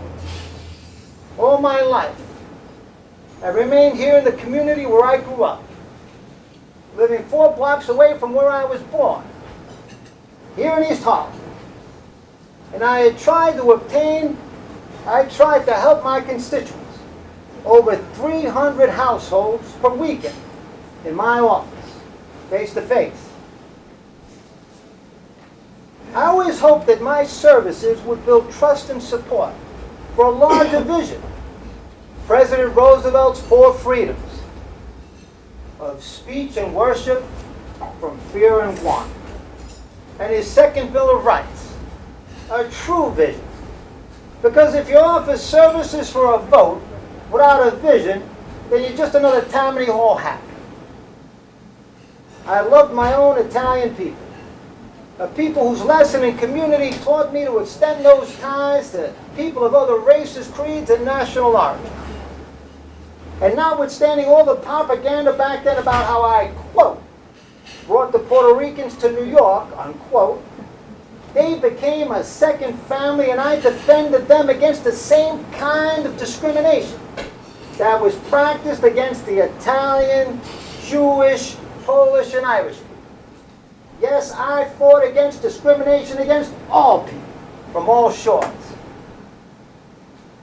I outmaneuvered my opponents using parliamentary procedure taught to me by Mayor LaGuardia and passed civil rights legislation out of the House of Representatives several times, outlawing the poll tax and lynchings 10 years before the civil rights movement, only to see them languish in a Senate filibuster. This is one of the unstated reasons the United States Senate issued an official apology to African Americans in more modern times for delaying civil rights. I confronted big monopolies and trusts that had been profiteering and racketeering, taking millions and millions of dollars out of the pockets of American consumers and increasing their cost of living of working families. These monopolies and trusts had paid out millions of dollars in advertisements and literature. They have their radio commentators and columnists. They could not meet the issue, so they drag out a red herring and call me a communist. But the neighborhood gave me solace. I'd come back from Washington, D.C. by train at the old Penn Station. Sal would pick me up by car since my diabetes kept me from driving. I would tell Sal, it's great to be going home to the greatest place in the world, East Harlem. I look forward to seeing my other mentor, Dr. Leonard Cavello. Pops Cavello was my Italian teacher when I was a kid. I called him Pops. I stayed to fight for the community because of him. Between me and you, Dr. Cavello had solutions to all the problems in education. Everything else is just reinventing the wheel. Now, when I was a kid, my grandmother said, Vito, you're either going to be a gangster or a leader. Thanks to Mayor LaGuardia and Dr. Cavello, I guess I became a leader. Now, but you know what? I was still friendly with the local gangsters who respected me because they said I was the only honest man they knew. Frank Costello seemed to have all the politicians in his back pocket except for me and LaGuardia. Now, I ran as a maverick reform Republican, like LaGuardia. Then LaGuardia and I ran on a third-party ticket, the American Labor Party, to give an alternative for people who, at that time, would chant, the Republicans, they grieve me, and the Democrats just deceive me. Our party built coalitions to fight for the underdog, the people who struggle here and abroad for a better life, the disenfranchised, the disadvantaged, the downtrodden, and the dissenters. Now, my opponents tried to gerrymander my district, but they couldn't beat it. Then they changed the election law with everything but my picture on it to isolate me and the American Labor Party, but they couldn't beat it. Then in 1950, when all the liberals had scampered to the right to avoid the wrath of Senator McCarthy's drunk and paranoid hysteria, I stood alone. But they just couldn't leave me alone and isolated to vote my convictions. They couldn't leave me be, even as the last holdout refusing to budge. To go on the record to cast a sole and solitary vote in both houses of Congress against the Korean War. To warn my colleagues in Congress, you only live once. And it is best to live one's life with one's conscience rather than to temporize or accept with silence those things that one believes to be against the interest of one's people and one's nation. To remind my colleagues that a bomb was dropped on Hiroshima, and it had terrible consequences. But it did not frighten the people of China, India, Korea, and Vietnam, and all the people of Asia, who demanded the right of a government of their own to independence and national unity. And yes, I spoke out against entanglements in Vietnam 11 years before the official conflict. But when all was said and done, in 1950, the other political parties ganged up on me with one candidate and finally defeated me. So here I am today to make my case. I was a congressman who wanted to go on the record as to my beliefs even when my efforts would fail. I was an attorney who defended many progressive and First Amendment causes and won many cases even in the face of kangaroo courts, including an acquittal for 82-year-old Dr. W.E.B. Du Bois after he had been led away in handcuffs by the FBI, accused of being a foreign agent. So here I am to set the record straight as I defend my cause in this final appeal. Now, I was a private person, but I'd like to share something personal. My mother didn't know the ways of the world, including the politics of religion. So when Cardinal Spellman did not grant me a Catholic burial, she cried, and cried incessantly. She literally, not figuratively, but literally, cried herself to death from her own anguish and grief. I was buried in a non-denominational cemetery, Woodlawn Cemetery in the Bronx. I turned out to be in good company with two important Protestants in my life, buried with LaGuardia, not too far away, about 50 paces or so, and my wife nearby when she would pass years later, with a tombstone that reads Vito Marcantonio, Defender of Human Rights. But being buried near LaGuardia at that time offered no respite to my mother. While my grandmother was cursing out the cardinal, my mother was inconsolable. I guess I'm separated from my mother by the temporal powers of the cardinal. And in these final moments that I'm with you, I apologize if all this sounds like a self-serving, self-indulgent epitaph. As I leave you, my spirit exerts the life I led as I reflect in the past tense and somewhat update what I said in 1948. My friends, as you see, I try to do my real best to help you.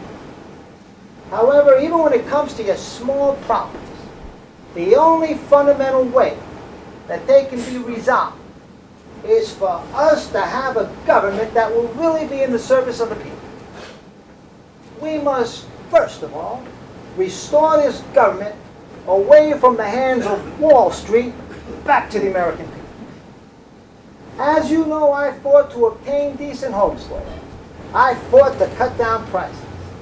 I fought to save your boys and girls from militarism and obtain for them jobs and educational opportunities. I fought for freedom versus fear, for peace versus war, for abundance versus scarcity. Now, if this be communism, why let my opponents make the most of it? As for me, verdict or no verdict, in limbo or not, in purgatory or heaven, I pledge to continue to fight for you.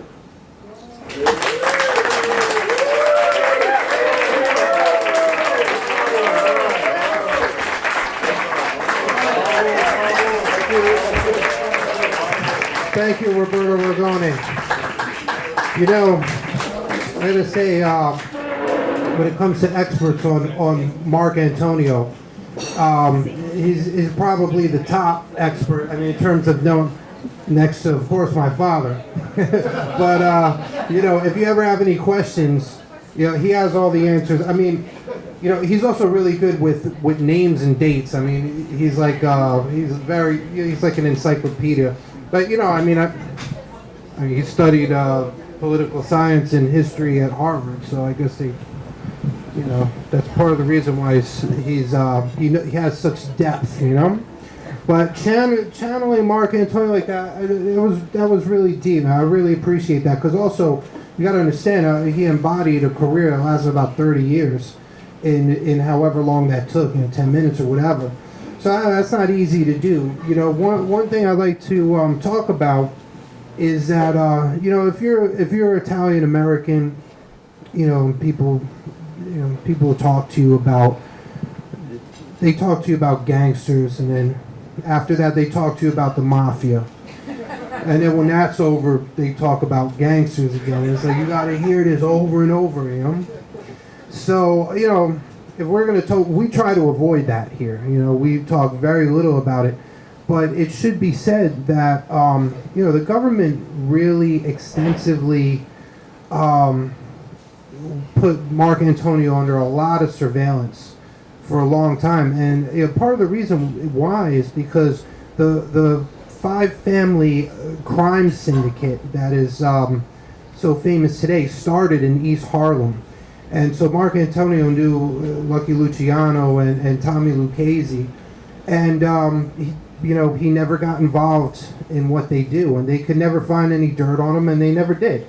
So, you know, I think that should be noted. This is the end of our program. I want to encourage everybody to contribute. Also, you know, it's good to, you know, we have videos on YouTube. We have a channel. We have Facebook pages, multiple Facebook pages. We do a lot with Twitter. While I was sitting on the side, you know, watching these events, I was taking pictures and putting it on Twitter. So retweet, follow us, like us, all that, share as much as you can. It means a lot to us. And, you know, aside from social media and watching videos, you know, good old-fashioned reading is always going to be the best. And we got plenty of books for you to read. So that's yet another way to contribute. Now, if you guys hang out for a while, we're going to try and do. We have a video to show. It was. I think that this piece was. It was written by. Did you write it, Professor Meyer? Okay, so my dad wrote it. Originally, I think this David Giglio narrated it. But I don't know if that version ever made it onto the internet. But Roberto reading it, that version exists. That's the one we have for you today. So I'm going to play. It's a short little piece, but it gives you like a sort of a synopsis of everything. So let me cue this up, and then I'll get my big head out the way. All right. Vito Marcantonio was undeniably America's most electorally successful radical politician of the last century. Living his entire life in East Harlem, he built a coalition joining the Italian-American, Puerto Rican, and African-American communities. From 1934 to 1950, he won 7 electoral terms. Initially running as a maverick Republican, in 1938 he declared himself a member of the American Labor Party. Marc became one of the most active and effective members of the U.S. House of Representatives. He defended Italian Americans against discrimination. He was the floor leader for major civil rights legislation, submitted 5 bills for Puerto Rico's independence, led the fight against the Cold War, championed the rights of the foreign-born, and rallied to prevent the passage of the anti-labor Taft-Hartley Act.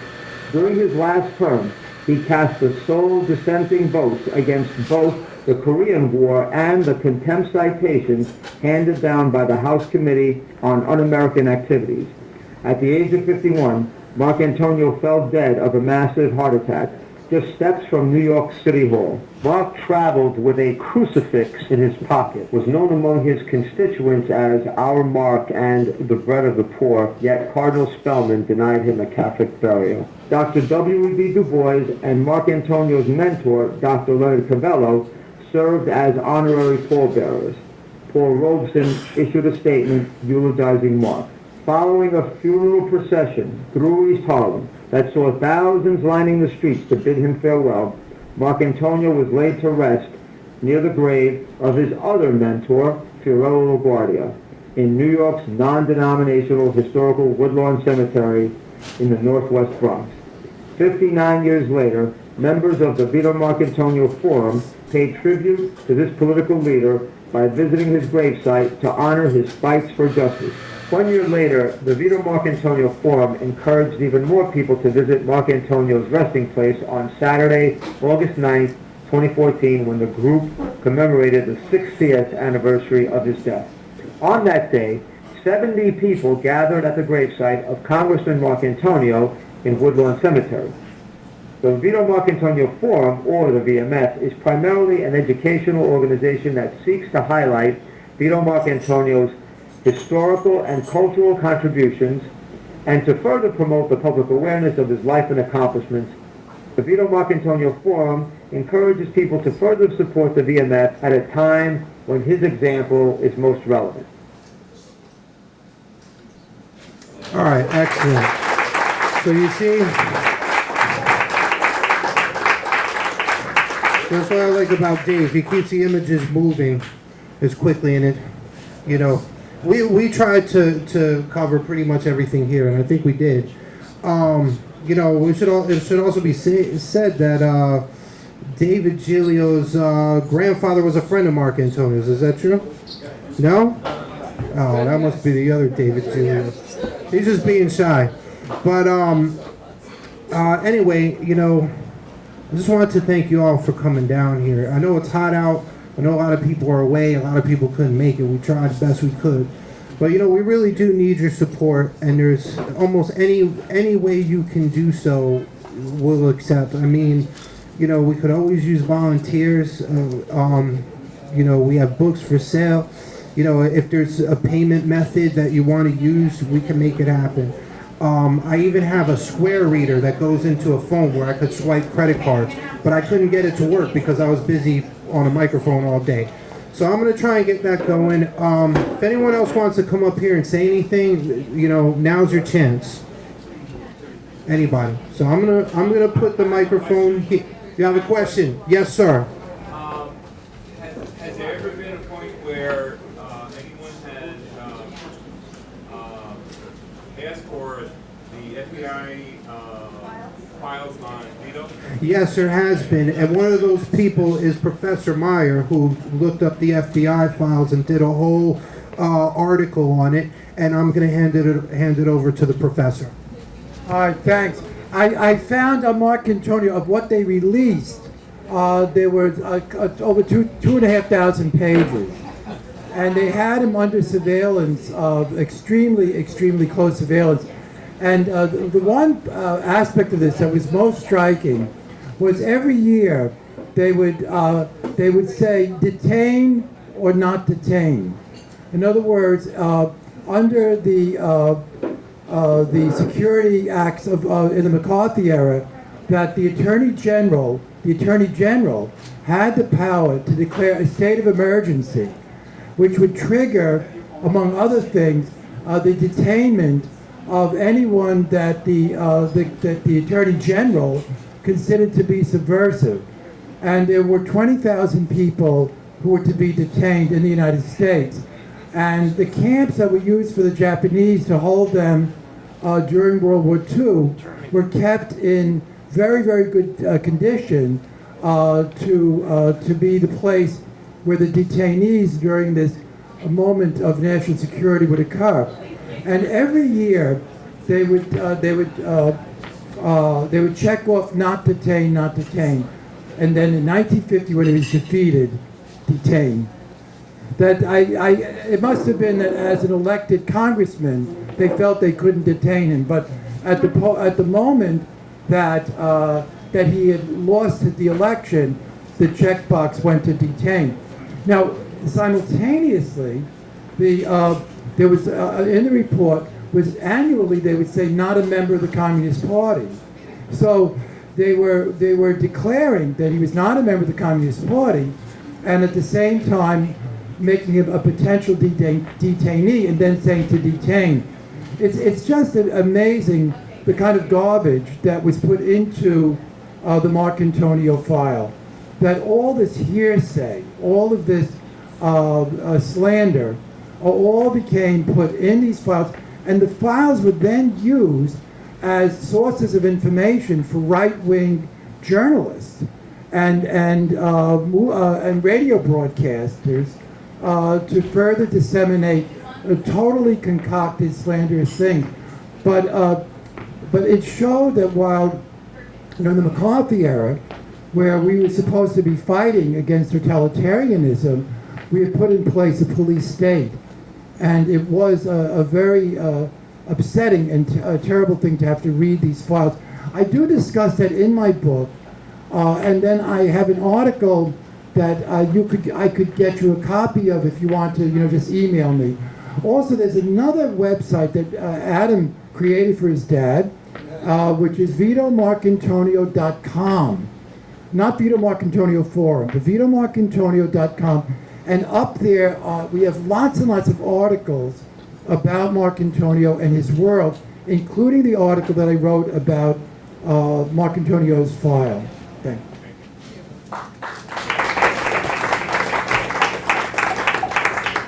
So I also wanted to say that, it's really unclear to what extent Marcantonio knew he was being watched.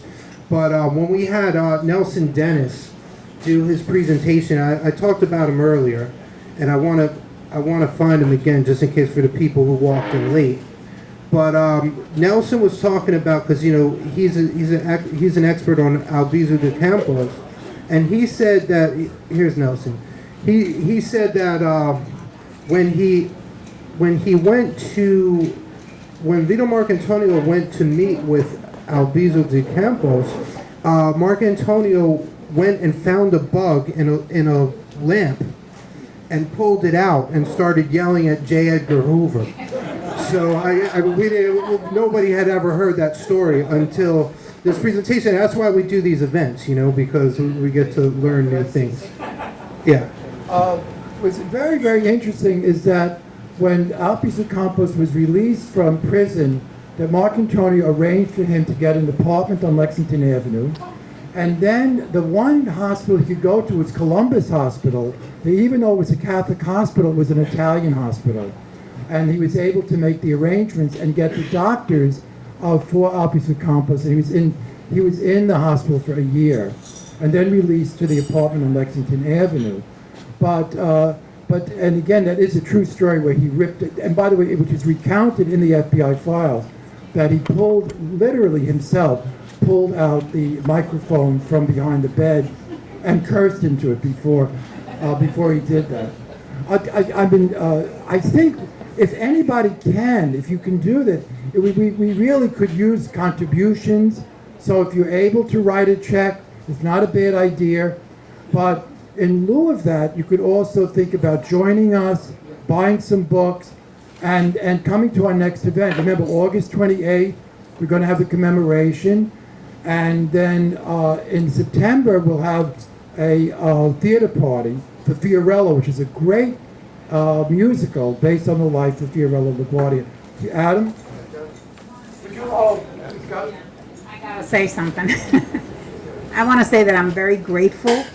I feel nourished and inspired by this program today. I'm Gloria Quiñones, and I worked very hard for the election of Melissa Marc Viverito to the City Council from El Barrio, East Harlem. And we dedicated her campaign and her first inauguration to the legacy of Vito Marcantonio, Adam Clayton Powell, and Evelina Antonetti, who was a Puerto Rican activist who worked with Vito Marcantonio. And I really feel that this program today should be a compulsory program for the elected officials that are now serving in Vito's district. Thank you, Gloria. So glad you're here. Who would like to say a few words that haven't said a few words? Gabe, why don't you say something? Come on. Help him, Tina. Give him something to say. Come on. It's up to you. Want to say something? There's two Gabes at that table. Which one? Either one? One with the hat. Two games. Well, the other Gabe could come up. It's possible. The other, If someone asks a question, you should sort of repeat the question, you know what I mean? Because they can't hear it. we have a new Gabe. We have an old Gabe and a new Gabe. See, this is what happens when you don't get up. So I want Gabe now. What would you like? Hi everybody. I just want to say I had never heard of Vito Marcantonio until about 2 or 3 weeks ago when I met Roberto for the first time. And that was pretty much the only topic this man would talk about. Over and over again, he said, you got to come out. And I'm Cuban American, and so the knowledge of Puerto Rican independence is something that is very dear to my heart. So it meant a lot to me to know that this man's legacy affected that. And so I am glad that this program today has not just been for the Italian American community, but for the African American community and for Puerto Ricans and just for Latinos in general, because I think all of us need to work together because we are all the future of this country. So I think you guys did a great job, and I really encourage you to keep reaching out, especially to Latinos and especially to all minorities, all of us, because we all need to work together.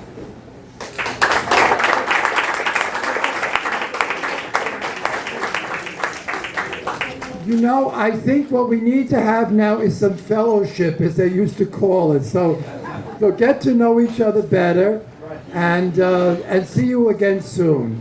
Thank you very much. Thank you. Thank you.